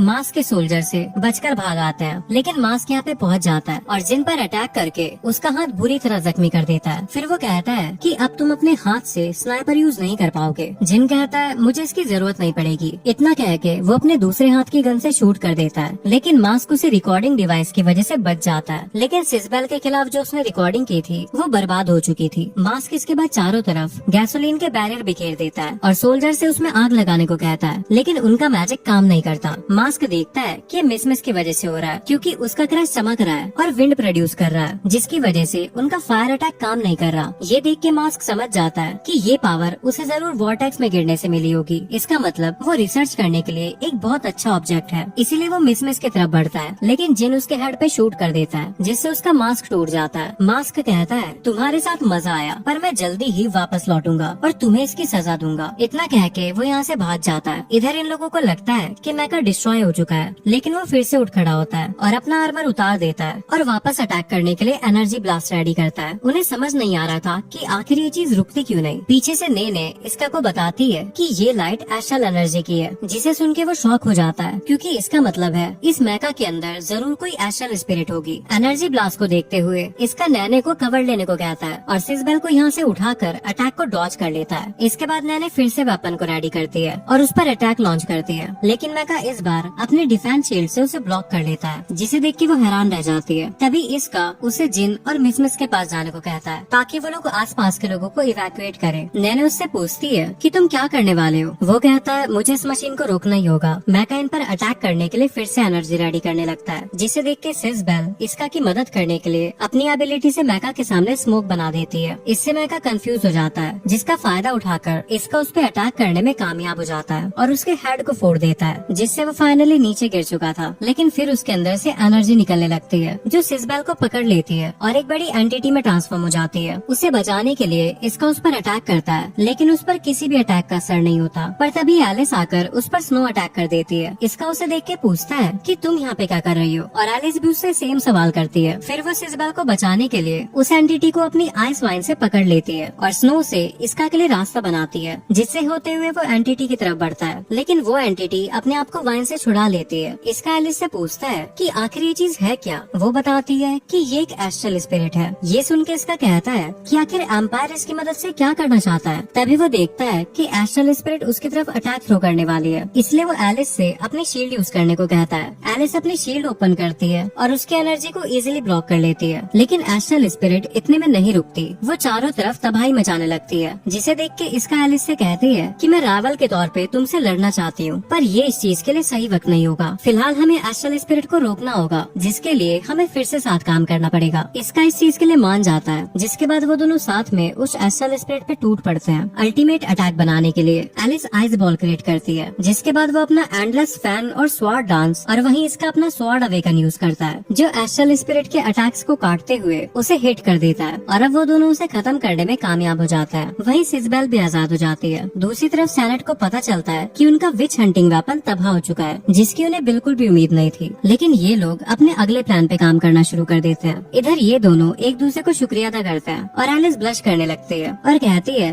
कि मैं तुमसे फाइट नहीं करना चाहती। तभी सिजबेल जाग जाती है और एलिस से पूछती है कि क्या वो उसका के बारे में कुछ जानती है और आखिर उसका इसके साथ क्या रिलेशन है, जिस पर एलिस बात को टालते हुए कहती है कि मैं उसे नहीं जानती। सिजबेल कहती है पर अब काफी देर हो चुकी है, मुझे पता है कि तुम झूठ बोल रही हो। इस पर एलिस इसका को आंख दिखाती है और कहती है कि बताओ उसे, हम एक दूसरे को नहीं जानते। ये देख के सिजबेल कहती है कि अगर ऐसी बात है तो फिर ठीक है। इसका मैं तुमसे कहना चाहती हूँ कि तुम मेरे सपनों के राजकुमार हो, मैं तुम्हें अपना नाइट बनाना चाहती हूँ। ये सुन के एलिस कहती है ये तुम क्या कह रही हो सिजबेल। सिजबेल कहती है कि इससे तुम्हें तो फर्क नहीं पड़ना चाहिए। एलिस इसका की तरफ देखती है और कहती है कि तुम ये ऑफर एक्सेप्ट तो नहीं करने वाले ना, उसे मना करो। तभी इसका को उसके साथियों की आवाज सुनाई देती है जो उसे आवाज लगा रहे थे, जिसे सुन वो इन दोनों को छोड़ के जाने लगता है। सिजबेल कहती है कि मैं तुम्हारा पीछा नहीं छोड़ूंगी। इधर इसका अपने साथियों से मिलता है। इसका को सही सलामत देख के वो लोग काफी खुश होते हैं। फिर हम रिसिया और नेमलेस को देखते हैं, जिन्हें पता चलता है कि इसका ने विच के साथ मिलके उनके वेपन को डिस्ट्रॉय कर दिया है। यहाँ नेमलेस रिसिया से पूछता है कि एम्परर कहाँ पे है, जिसमें वो कहती है कि उन्हें बाहर गए काफी वक्त हो गया है, इसलिए मुझे लगता है कि वो जरूर बाहर एंजॉय कर रहे होंगे। फिर हम सालिंगार को देखते हैं जो कि आजाद घूम रहा था। वो कहता है कि मैं इस दुनिया से काफी बोर हो गया था, लेकिन इंपीरियल सोल्जर इसका तुम काफी दिलचस्प हो। तभी वो पेड़ के पीछे कुछ नोटिस करता है और उसकी एनर्जी रीड करने के बाद वो हैरान रह जाता है, क्योंकि वो कोई और नहीं बल्कि एम्परर था। सालिंगार कहता है कि मुझे लगा नहीं था कि तुम मुझसे ऐसे ओपन में मिलने आओगे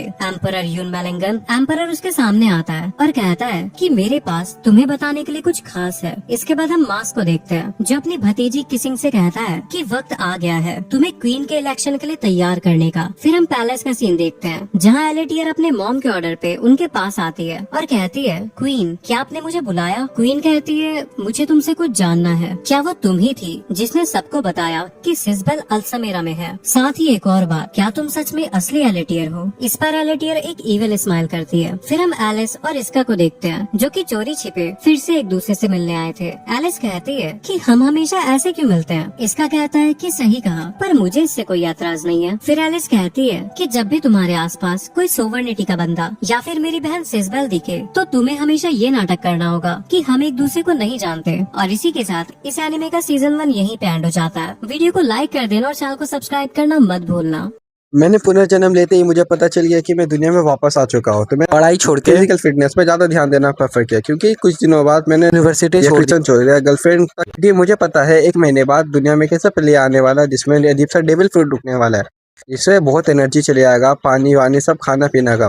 जिसके पास ज्यादा पावरफुल फ्रूट वो दुनिया पे राज करेगा। बट मैं अगला बार बहुत कमजोर डेविल फ्रूट का वजह से मर जाता हूँ। कोई एक बंदा मुझे फेंक दिया, पूरा ज़ॉम्बीज़ होड़ में खा लेता है। तो मैं इस दुनिया में इस बार जन्म में मैं सोचा हूँ कि 1 महीना तो बाकी है मेरे पास, मैं फिजिकल फिटनेस पर ध्यान दूंगा और मैं ज़्यादा से ज़्यादा डेविल फ्रूट जमा करूंगा। तो एक जगह मुझे पता है कि यहाँ पर डेविल फ्रूट आने वाला है, ये फ्रूट मार्केट है। बट तो मैं हमेशा डेली बेसिस पे जाता हूँ उसके दुकान पे, आराम से बात करता हूँ, ऐसे पूछते रहता हूँ कि क्या हाल चाल है। बट इसे बताता नहीं कि कोई डेविल फ्रूट चाहिए मुझे। मैं डेली चेक करने जाता हूँ, हर दिन का बात है।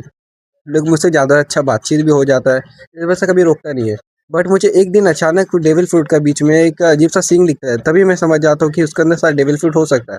तो मैं जब हटा के देखता हूँ तो वो रियली डेविल फ्रूट होता है। तो मैंने और भी इसका साथ साथ डेविल फ्रूट भी उठा लिया, साथ इसका साथ साथ और भी फ्रूट उठा लिया, क्योंकि इससे शक ना होना चाहिए कि इसके अंदर डेविल फ्रूट है। क्योंकि डेविल फ्रूट का कीमत अभी कम है, बट अब अभी लोगों को पता चल जाता तो शायद इससे ज़्यादा ले सकता था। तो मैंने चुपचाप आगे बढ़ गया। फिर मुझे एक ई दिखा जो पुनर्जन्म में इसके पास एक गोल्डन ड्रैगन फ्रूट था, जो वो अगले जन्म में बहुत पावरफुल था, वो अभी वहीं के अंदर जाता। अगले बार ये फ्रूट उसको मिलने वाला था। तो मैं भी घर में आ जाता हूँ, हर एक फ्रूट को अपने टेबल पे रखता हूँ और सोचता हूँ सीधा खा लूँ। और जैसे खाता हूँ इतना गंदा स्वाद की जैसे नाली या कोई उल्टी खा रहा हूँ मैं वापस। तो मैं मेरा मुंह से निकल जा रहा था, मैं कैसे भी करके निकल लेता हूँ। मेरा मुंह और हाथ पूरा बॉडी का हाल ख़राब होने लगता है, मेरा बॉडी झंझनाने लगता है, बॉडी में अजीब सा क्रैक आने लगता है, फिर मुँह लाल हो जाता है। बट मैं कैसे चाप चुप के डंडी तक या पूरा पत्ता सब कुछ खा जाता हूँ। बट 1 महीने बाद, 1 महीने से लगभग 28 दिन हो चुका है। तो मैं ऑनलाइन पे एक वीडियो देखता हूँ जिसका एक बंदे को मिलता है कि डेविल फ्रूट है उसके हाथ में।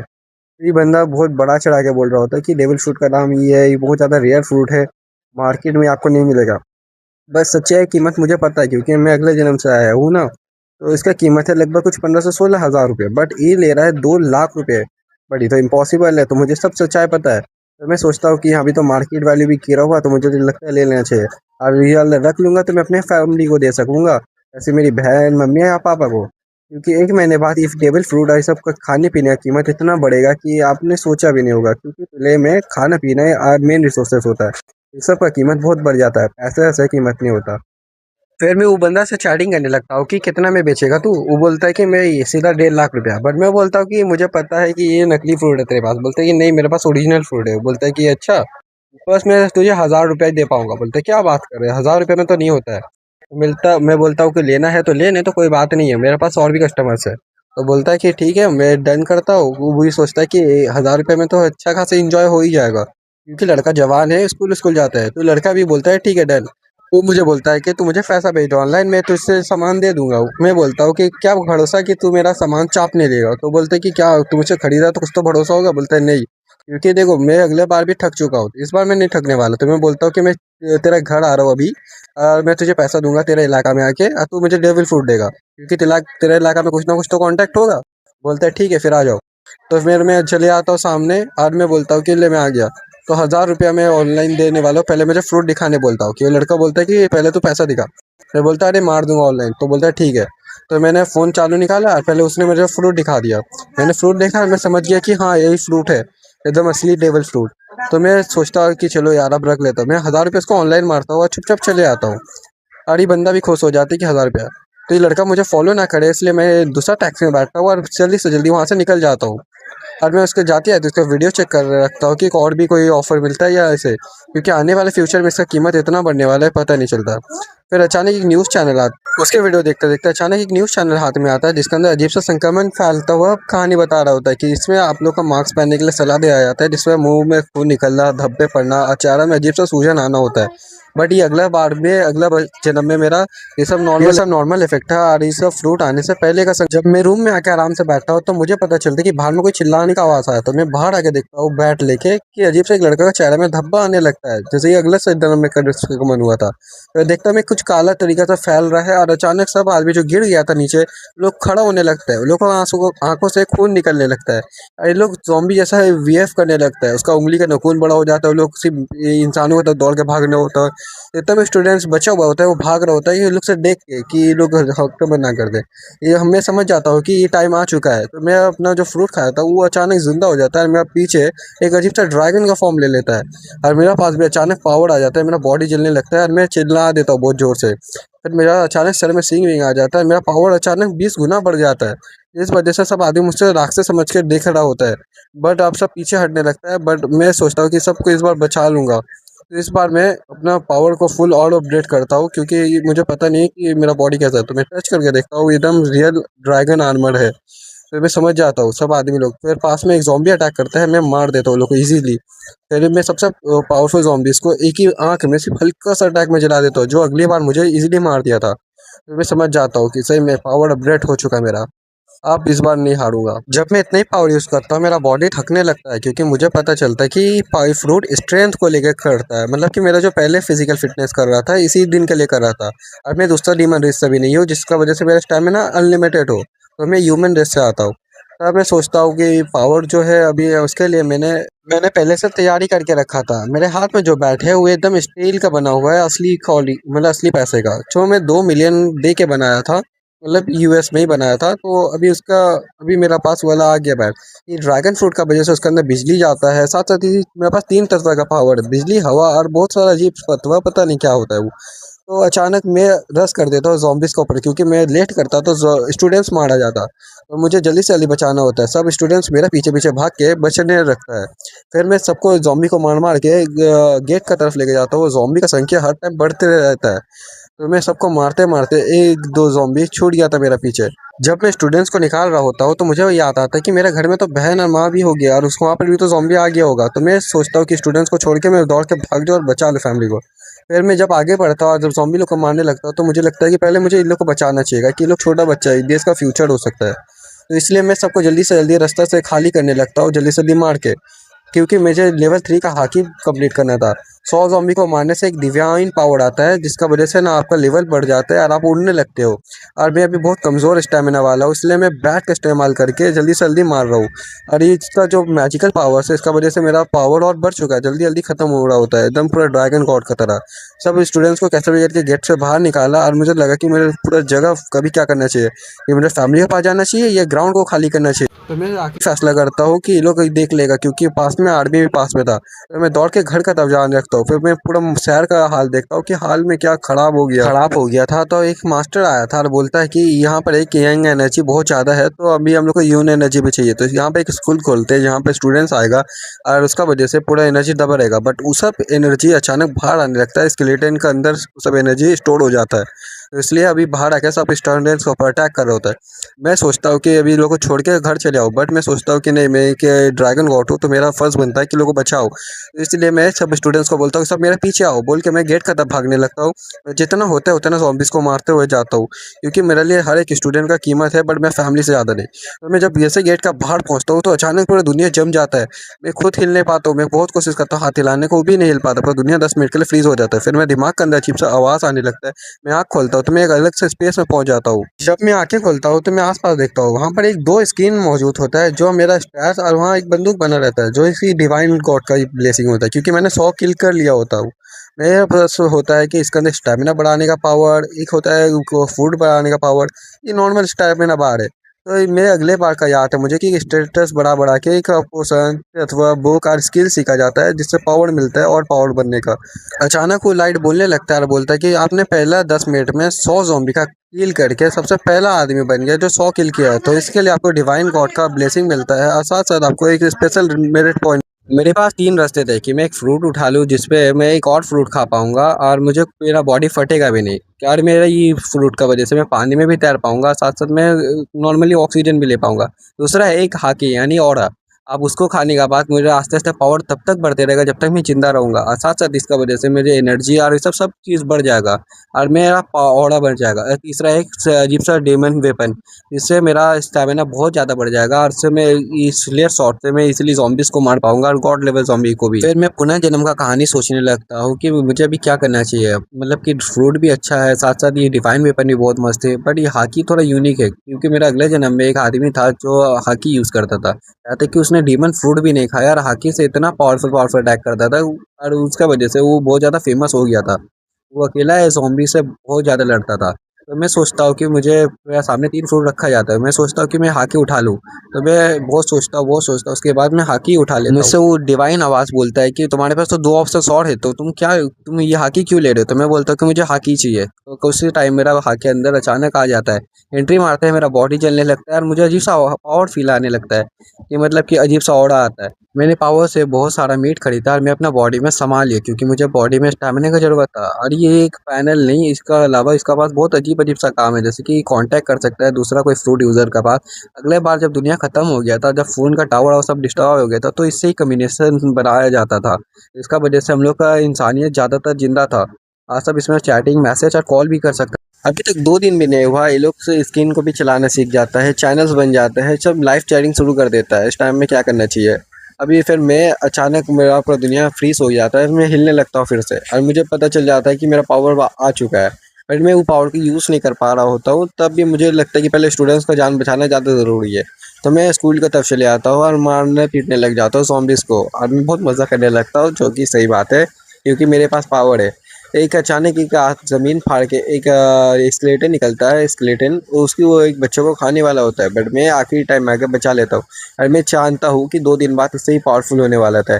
जब मैं गाड़ी में बैठता हूँ तो ऑल टाइम रेडियो चल रहा होता है इमरजेंसी अलर्ट का वजह से। इसमें मिलिट्री वाला बोलता है कि आप लोग अपने घर पे रहिए, सुरक्षित रहिए, कोई भी बाहर जाने की ज़रूरत नहीं है। पर इन्हें पता नहीं है 2 दिन बाद ही ज़मीन फाड़ के और आसमान से उड़-उड़ के भी आएगा। ये मिलिट्री वाला इसका बोलता है कि बहुत ज़्यादा सावधानी बढ़ती है, यहाँ पर खाना पीना सही से खाइए और हाथ धो के खाइए, मतलब पूरा रिस्क होता है ऐसा। ये फैलता इसलिए है कि कमज़ोरों को ऊपर, जैसे ये जिसका फिजिकल फिटनेस एकदम जीरो में होगा उसको पहले वायरस पकड़ता है। ओल्ड एज होम और जैसे हॉस्पिटल में जो आदमी लोग सबसे ज़्यादा बीमार था उन लोग को डायरेक्ट वायरस हो जाएगा, और ये हवा में फैलने वाला वायरस है। और ये वाला जिसका फिजिकल फिटनेस बहुत अच्छा होगा, जैसे मिलिट्री आदमी या कोई जिमर कोई एथलीट, उन लोग के ऊपर बहुत कम असर करता है, क्योंकि उन लोग को भी असर होगा बट उन लोग का जीन सभी पावरफुल है इसलिए। बट टाइम का टाइम zombies और पावरफुल होते जाएगा और मिलिट्री आस्ते से कमज़ोर होते जाएगा। बट इन लोगों को पॉइंट्स नहीं मिलता बंदूक यूज़ करने से या कोई फायर आर्म यूज़ करने से, जैसे ही बंदूक हो गया, टैंक हो गया या एरोप्लेन से कोई बम गिराना हो गया, लोग से लोगों को पॉइंट नहीं मिलता, जिस वजह से आर्मी और पावरफुल नहीं हो रहा। मतलब कि zombies पावरफुल होते जा रहा है, आर्मी पावरफुल नहीं हो रहा, तो इसका वजह से कभी ना कभी ह्यूमंस हार ही जाएगा। अभी एक सर्वाइवल गेम जैसा बन गया कि जो सबसे पावरफुल रहेगा वही ताकतवर बनेगा। सबको खुद को योद्धा को जगाना पड़ेगा जो उसके अंदर छिपा हुआ था। तो इसलिए सब आदमी खुद के हाथों में चाकू तलवार बैट जो मिलता है वो उठाता है और एक योद्धा बन जाता है। जो मिलता है उसका जान बचाने के लिए कुछ भी सही करता है। बट हमारे हीरो को दिखाया जाता है कि वो गाड़ी पे अपना फैमिली की तरफ निकल जाता है, क्योंकि उसे भी पता है कि कितना भी डेंजर हो मुझे अपना फैमिली के पास जाना पड़ेगा, क्योंकि उससे खतरा हो सकता है। तो इसलिए जैसे ही कॉल उठाता है तो देखता है उसकी बहन है। उसकी बहन बोलती है भाई आप कहाँ पर हो, आप सही तो हो? वो बोलता है नहीं मैं तो सही हूँ, तुम बताओ तुम्हारे घर में सब कुछ सही है? मम्मी कहाँ है, तुम कहाँ हो? बोलता है कि मैं घर में हूँ और मेरा पापा अभी हॉस्पिटल में, मम्मी भी घर आ गई यार, आज ऑफिस का छुट्टी ले ली थी और पापा भी हॉस्पिटल में एक रूम के अंदर अपने आप को लॉक करके रखा है, ज़ॉम्बी से बचा हुआ है। टेंशन का बात है, आप तो सच में भविष्य बता सकते हो भाई। अरे अच्छा हुआ आपने तो इतना सारा सामान, खाने पीने का सामान रख के गया था, मेडिसिन से लेके सब कुछ। थैंक यू भाई। आपको सच में फ्यूचर पता है क्या? बोलते हैं अरे पगली कॉल रहा है यार। मेरी बहन मुझसे पूछ रही थी कि इतना पैसा आ कहाँ से रहा है तुम्हारे पास जो इतना कुछ खरीद रहे हो, बट इसे पता नहीं है मैंने घर सब कुछ गिरवी रख के मैंने लोन उठाया, बहुत सारा लोन, क्योंकि मुझे पता है 2 दिन में दुनिया तो खत्म ही हो जाएगा, किसको लोन आ किसको पैसा पड़ा होगा। तो इसलिए मैंने इतना लोन उठाया जितना हो सकता था, हर ऐप का पास गया, हर वेबसाइट के अंदर चेक किया, हर आदमी से लोन उठाए, जिस वजह से मेरे पास पूरा $2 मिलियन था। और 2 मिलियन में से सिर्फ 1 मिलियन मेरा बैंक में था और 1 मिलियन में कैश करके निकाल लिया था। और जब मैं गाड़ी से जा रहा था तो मैं देख लिया एक गाड़ी zombies के डर से गलती से टकरा गया और पलट गया। इस वजह से इतना मैसिव लेवल का कार टकराव हुआ जिसकी वजह से सब रोड ब्लॉक हो गया। तो मैं तभी समझ गया था कि ये सब होने वाला था, क्योंकि ये तो नॉर्मल से बात है कि कोई आदमी लोग टेंशन में आके ये हो ही जाता है। तो मैं उसी टाइम अपना ड्रैगन फॉर्म में बदला, क्योंकि मेरा अभी हाल फिलहाल अवेकन हुआ था, इसलिए मैं उड़ भी सकता हूँ। तो मैंने गाड़ी को छोड़ दिया, गाड़ी के भाड़ में पहले मैं घर पहुँचूँ, तो इसलिए मैं उड़ के घर पहुँचने लगा। बट मेरा भी स्टैमिना इतना ही नहीं था कि मैं 30 किलोमीटर अकेला उड़ के पहुँच जाऊँ, क्योंकि मैं अभी न्यू ड्रैगन बना हूँ और मेरे पास पावर भी नहीं है। तो मैं इसलिए उड़ के जाने लगा और हमेशा कुछ खाते रहता था, क्योंकि मुझे एनर्जी की उतनी ज़रूरत है जितना आपको है। इसलिए मैं बार बार हर टाइम मीट और कुछ ना कुछ खाते रहता हूँ। इसलिए मैं उड़ते उड़ते मुझे एनर्जी इतना स्पीड में लो हो रहा है जिससे मेरा पावर अचानक ख़त्म हो जाता है, मैं नीचे गिर जाता हूँ। मुझे उसी टाइम पता चल जाता है कि पावर बहुत ज़्यादा डेंजर हो सकता है।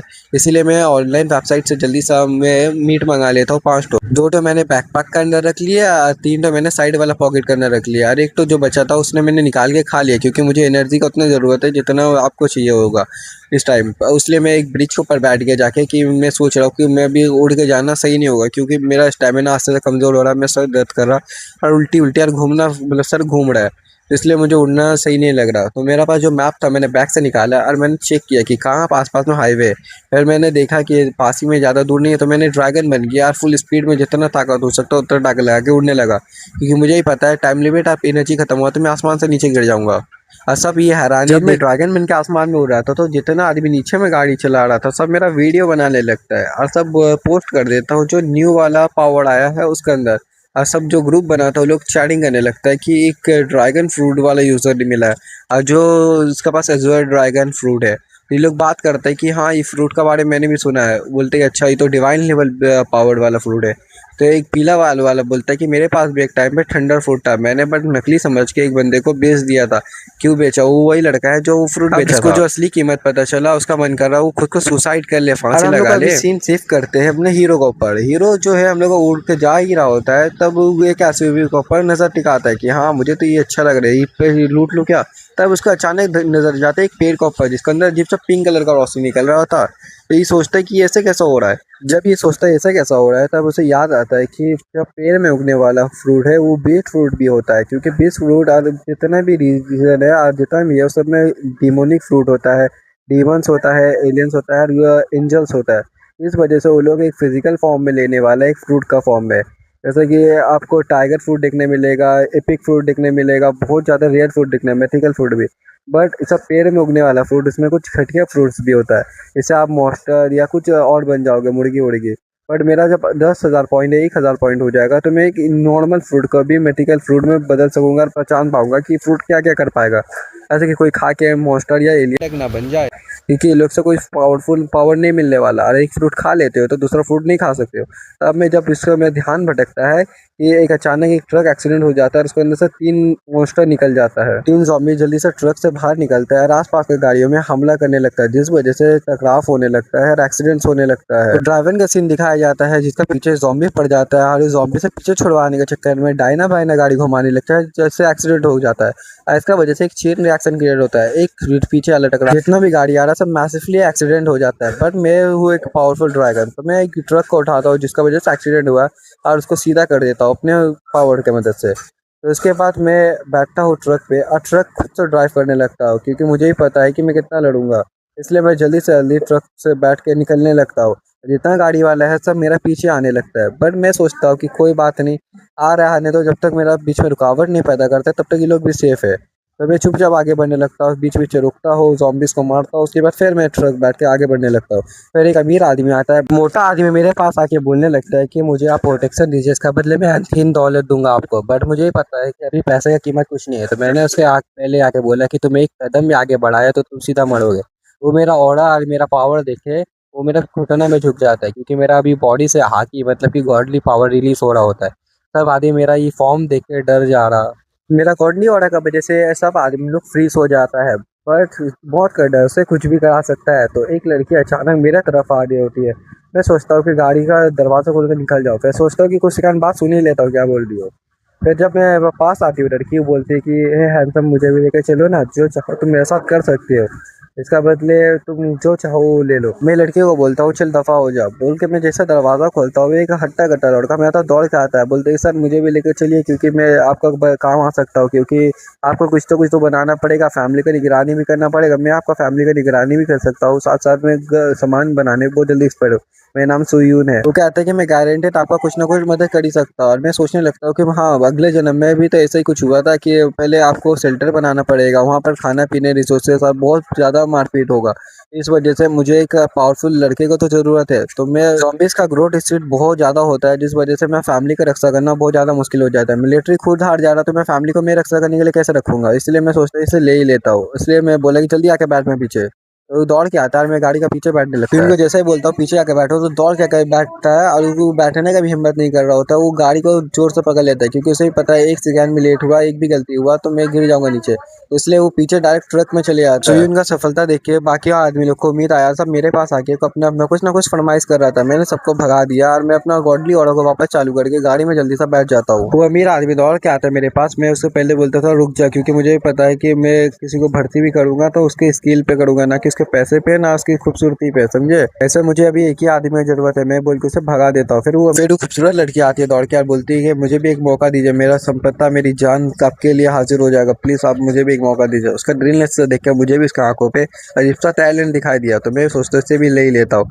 फिर बोलता हूँ जल्दी से गाड़ी में बैठ। तो ये लड़की दौड़ के जाती है, ये भी गाड़ी में बैठ जाती है। लड़की भी कार्गो एरिया में जाके बैठ जाती है जैसे वो लड़का बैठा था, बट वो ऊपर नहीं चढ़ पा रही होती है, बट अपनी जान लगा के फिर से भी करके ऊपर चढ़ जाती है।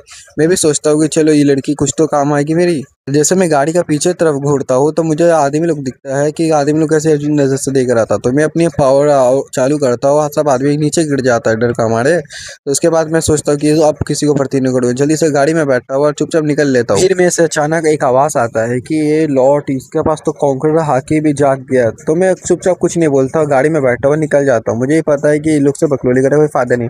फिर अचानक एक सर्विस सेंटर का दिखाया जाता है, जहाँ पेट्रोल पंप के पास वहाँ पर एक आँख लगा होता है, ज़ॉम्बीज़ होता है। तो मैं समझ जाता हूँ कि आदमी लोग को फूड तो चाहिए, बट किसी जान रिस्क में नहीं डालना। बट मुझे डर का बात नहीं, क्योंकि मेरे पास तो पावर है, तो मैं इजीली सबको मार दूंगा। मैं लेवल अप भी हो, शायद हो जाए। मैंने ट्रक को साइड पे रोका और इसे देखा कि ज़ॉम्बी सब अटैक करने लगता है मैं ट्रक पे, बट गाड़ी का सब फ्रंट व्हील में तो कुछ होने वाला नहीं है, तो इसलिए कंटेनर को ऊपर चढ़ के आवाज़ करने लगता है। इस वजह से पीछे जो दो आदमी है वो लोग डर जाता है। फिर मैं नीचे उतरता हूँ और सोचता इन लोगों के पास नंबर लगा दूंगा मैं मार के। इसलिए मैं अपना पावर चालू करता हूँ, उसके बाद सबको तोड़ने लगता हूँ। मुझे बहुत मज़ा आ रहा होता है। जितना भी गाड़ी के पीछे कौन भी आ रहा था, वो लोग आने का वजह से सब जितना भी ज़ॉम्बी से वो लोग को पूरा हमला करने लगता है। वह सामने मेन रोड था, तो इसलिए वो लोग चुपचाप निकल जाता आगे, क्योंकि उसे भी पता है कि यहाँ पर रुकना मेरी जान का खतरा। तो सबको सामान तो चाहिए, बट उसे जान का रिस्क नहीं लेना ना, इसलिए तो सब आगे बढ़ जाता है। बट मैं सबको पीटने लगता हूँ, मैं इस पर ध्यान भी नहीं देता। तो मैं सबको जल्दी से जल्दी मारता हूँ और मार के मैं पेट्रोल पंप में जाता हूँ और पेट्रोल भर लेता हूँ। सबको मार के बस एक को छोड़ देता हूँ और मैं पेट्रोल भरता हूँ, उससे प्रैक्टिस के लिए बुला लेता हूँ, ताकि वो अब ज़ॉम्बी से फाइट करने लगता है या उसका लेवल अप कराने का मैं भी कोशिश करता हूँ, क्योंकि ह्यूमंस होता है बहुत कमज़ोर। जल्दी से जल्दी मैं रिसोर्सेज को अपना कंटेनर लोड करता हूँ। जब तक मैंने सामान लोड कर रहा था, तब तक वो लड़का ज़ॉम्बी को मार भी देता है। तो मैं याद आता है कि लड़की का नाम तो मैंने पूछा ही नहीं, तो मैं जाता हूँ लड़की से कि तुम्हारा नाम कैसे है, और मुझे ये लड़की बोलती है मेरा नाम ली युवान है, ठीक है। उसके बाद मैं सब सामान लोड करने लगता हूँ और मुझे याद आता है कि लड़की जब ज़ॉम्बी से आता है तो ये चिल्ला भी नहीं रही थी, लड़की कंटेनर का आसपास पूरा घेर लिया था। बोलता हूँ लीवन तुम्हें पीछे बैठने का कोई ज़रूरत नहीं, तुम जाके आगे वाला सीट में बैठ जाओ। तो वो बोलती है जी मास्टर। तो मैं इसमें बहुत हैरान हो जाता हूँ कि ऐसा आदमी लोग ही सर्वाइव कर सकता है सब में, क्योंकि इसके पास खूबसूरती भी है, इसके पास अक्ल भी है कि क्या करना चाहिए इस मौके पे। तो जाके चुपचाप बैठ जाती है आगे में। मैं भी बड़ा खुश हो जाता हूँ कि चलो कोई बात नहीं। थोड़ा देर बाद फिर मैं यात्रा पे निकल जाता हूँ। रास्ते पे मेरी बहन कॉल करती है और मेरे हालचाल पूछने लगती है। मैं बोलता हूँ मैं ट्रक ही लेके आ रहा हूँ। उसका बहन बोलती है कि मैंने इसलिए कॉल नहीं किया था, मैं कॉल कर रहा हूँ कि मेरा पापा अचानक हॉस्पिटल में फंस गए, जितना ज़ॉम्बी अचानक पावरफुल हो गया और ज़ॉम्बी का संख्या बहुत बढ़ गया, मेरा पापा को बचा लो यार। तो वो बोलती है कि मैं कैसे बचाऊँ, मैं तो बहुत दूर हूँ। बट मैं सोचता हूँ ठीक है मैं आता हूँ, रुको। और उसकी बहन टेंशन ले रही होती है, तो वो बोल देता है कि मैं एक फ्रूट खा लिया जिसका नाम काजू का ड्रैगन फ्रूट नाम है। तो बोलते हैं कि क्या बात कर रहे हो, सही में था एयर फ्रूट खा लिया। फिर मैंने अपनी बहन से लगभग 1 घंटा से 1.5 घंटा बात किया। उसके बाद मैं आगे बढ़ने लग गया। उसके बाद उसकी पापा को दिखाया जाता है कि जब वो कॉल कर रहा होता है, किसी से बात कर रहा होता है, फिर पापा मेरे से बात करता है। उसके बाद मैं बोलता हूँ कि मैं भी एक ड्रैगन यूज़र बन गया, मैं आ ही रहा हूँ आपके पास में, पास ही में हूँ, ठीक है। तो मैं कॉल रखता है। फिर उसके बाद बोलता हूँ, फिर पापा का हालत दिखाया जाता है, जिसका वजह से उसका हाल बहुत ख़राब हो जाता है। बिना पानी बिना खाना और आवाज़ में आवाज़ किए जा रहा ज़ॉम्बी, उसका वजह से इनका हाल बहुत ख़राब हो जाता है। फिर मेरा कॉल आता है कि मैं हॉस्पिटल के अंदर घुस चुका हूँ, और जैसे मेरा नंबर दिखता है वो बहुत खुश हो जाते हैं। जल्दी से मैं कॉल उठाते हैं और अपना एरिया बताने लगते हैं कि मैं किस तरफ हूँ, सीधा आ जाओ, साइड में आ जाओ, जिस तरफ बोलते हैं मैं उसी तरफ जाता हूँ। और मुझे एक गेट दिखता है जिसका पीछे ज़ॉम्बी बहुत आवाज़ कर रहा होता है। तो मैं दौड़ के आता हूँ, सब ज़ॉम्बी की लंके लगा देता हूँ, ऐसे मारता हूँ जैसे कि मज़े आ जाए मुझे। तो मैं जल्दी से जल्दी मारता हूँ और जल्दी से दरवाज़ा खोल देता हूँ। फिर मैंने सब ज़ॉम्बी को मार के अपनी बिजली पावर को बंद किया और एक लात मार के ज़ॉम्बीज़ का जो दरवाज़ा जो तोड़ रहा था वो मैं एक ही लात में तोड़ दिया। उसके बाद जब मेरा पापा मेरे को तब देखते हैं, बोलते कि क्या हाल है, तो ठीक है रुको मैं आता हूँ। फिर मैंने एक सिस्टम से जल्दी सा फूड मंगाता हूँ, मैं पापा को देता हूँ और मैं बोलता हूँ कि कैसे कैसे काम करता है आपको पता है क्या। वो बोलते हैं कि हाँ मुझे सब स्क्रीन के बारे में पता चल रहा है। जितना भी लाइव चैटिंग हो रहा था उसका वजह से मेरे पापा को पता चल गया था फ्रूट क्या करता है और साथ साथ इससे पावर क्या होता है। तो एक अचानक ज़ॉम्बी घुस रहा होता है, मैं इसे बैट से मार के 2 सर फाड़ देता हूँ और मैं पापा को पूछता हूँ क्या हैंडसम लग रहा हूँ मैं। बोलते हैं हाँ बेटा तू तो बड़ा कूल लग रहा है। तो मैं बोलता हूँ थैंक यू पापा, चलो साथ में चलते हैं। फिर हम लोग बिना बोले चुपचाप निकल जाते दरवाज़ा की तरफ।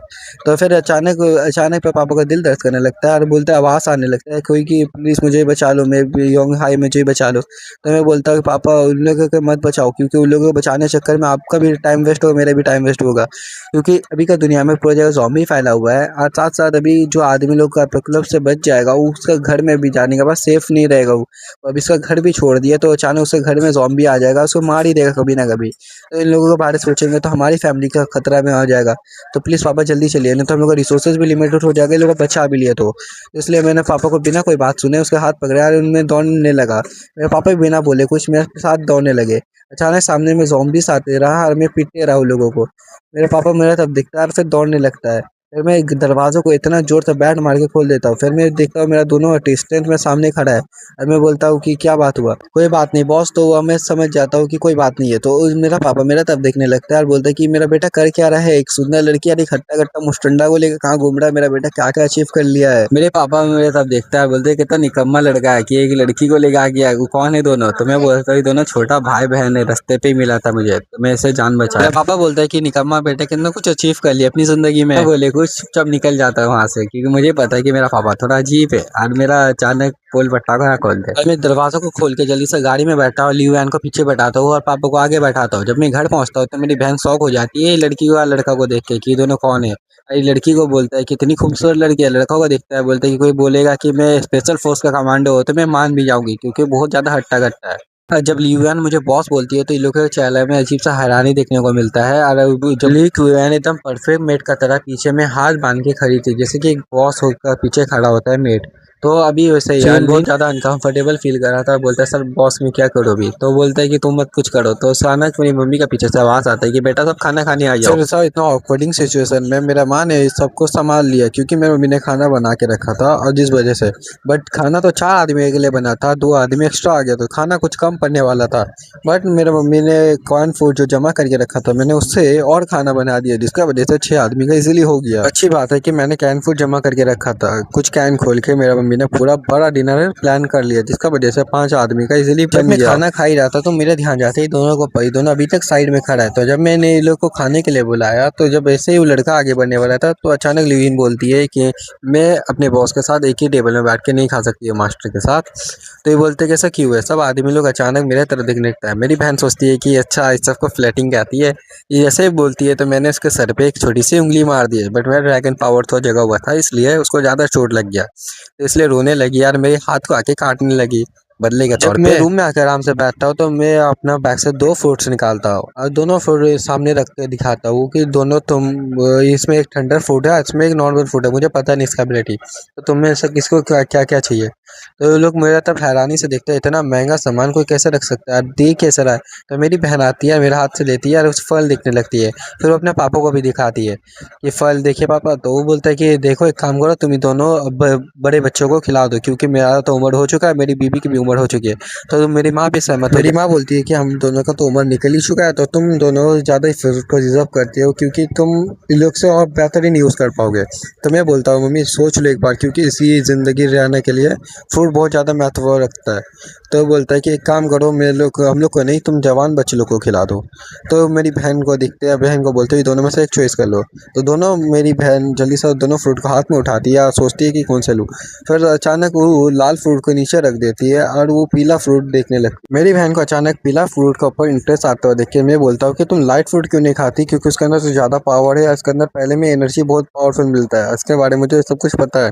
वो बोलती है नहीं मुझे पीला वाला फ्रूट ज़्यादा पसंद आया है। साइड इफेक्ट्स हट सकते हैं और इंसान दूसरी फ्रूट भी खा सकता है। भैया आप इतने मजबूत हो कि वो पोषण जरूर हासिल कर लोगे। थंडर फ्रूट आपके लिए ज्यादा उपयुक्त है। मैं दूसरी फ्रूट खा लूंगी। मैंने कुछ देर सोचा और कहा ठीक है, लेकिन पहले इसकी आइडेंटिफिकेशन कर लेते हैं। अगर एबिलिटी अच्छी हुई तो तुम खा लेना। डेविल फ्रूट आइडेंटिफिकेशन 1000 पॉइंट्स के बाद अनलॉक होगी। हाउचिंग को ये बात पता नहीं थी, क्योंकि उसके पास अभी कोई पॉइंट्स नहीं, लेकिन मैं स्कूल से लेकर हॉस्पिटल तक ज़ॉम्बीज का इतना सफाया कर चुका था कि मेरे पॉइंट्स 1000 से भी ज्यादा हो चुके। तभी हाउचिंग ने जल्दी से नहीं 1000 पॉइंट्स बहुत ज्यादा है। इतना कहकर उसने मेरे जवाब का इंतजार तक नहीं किया। उसने तुरंत उस सुनहरी मरई जैसी दिखने वाली डेविल फ्रूट उठाई और एक बड़ा टुकड़ा काट कर निकल लिया। ये देखकर मैं घबरा गया। मुझे बिल्कुल उम्मीद नहीं थी कि वह सीधे फ्रूट खा लेगी। अगर यह कोई कमजोर एबिलिटी निकली तो बाद में बचने का भी मौका नहीं मिलेगा। लेकिन अब बहुत देर हो चुकी है। हाउचिंग फ्रूट से कूदा निकल चुकी। मैं केवल मन ही मन प्रार्थना कर सकता कि उसे कोई शक्तिशाली एबिलिटी मिले। ये पार्ट आपको अच्छा लगा तो सेकंड पार्ट भी जरूर आएगा। लाइक और सब्सक्राइब करना ना भूले। चलो जल्दी सब्सक्राइब कर।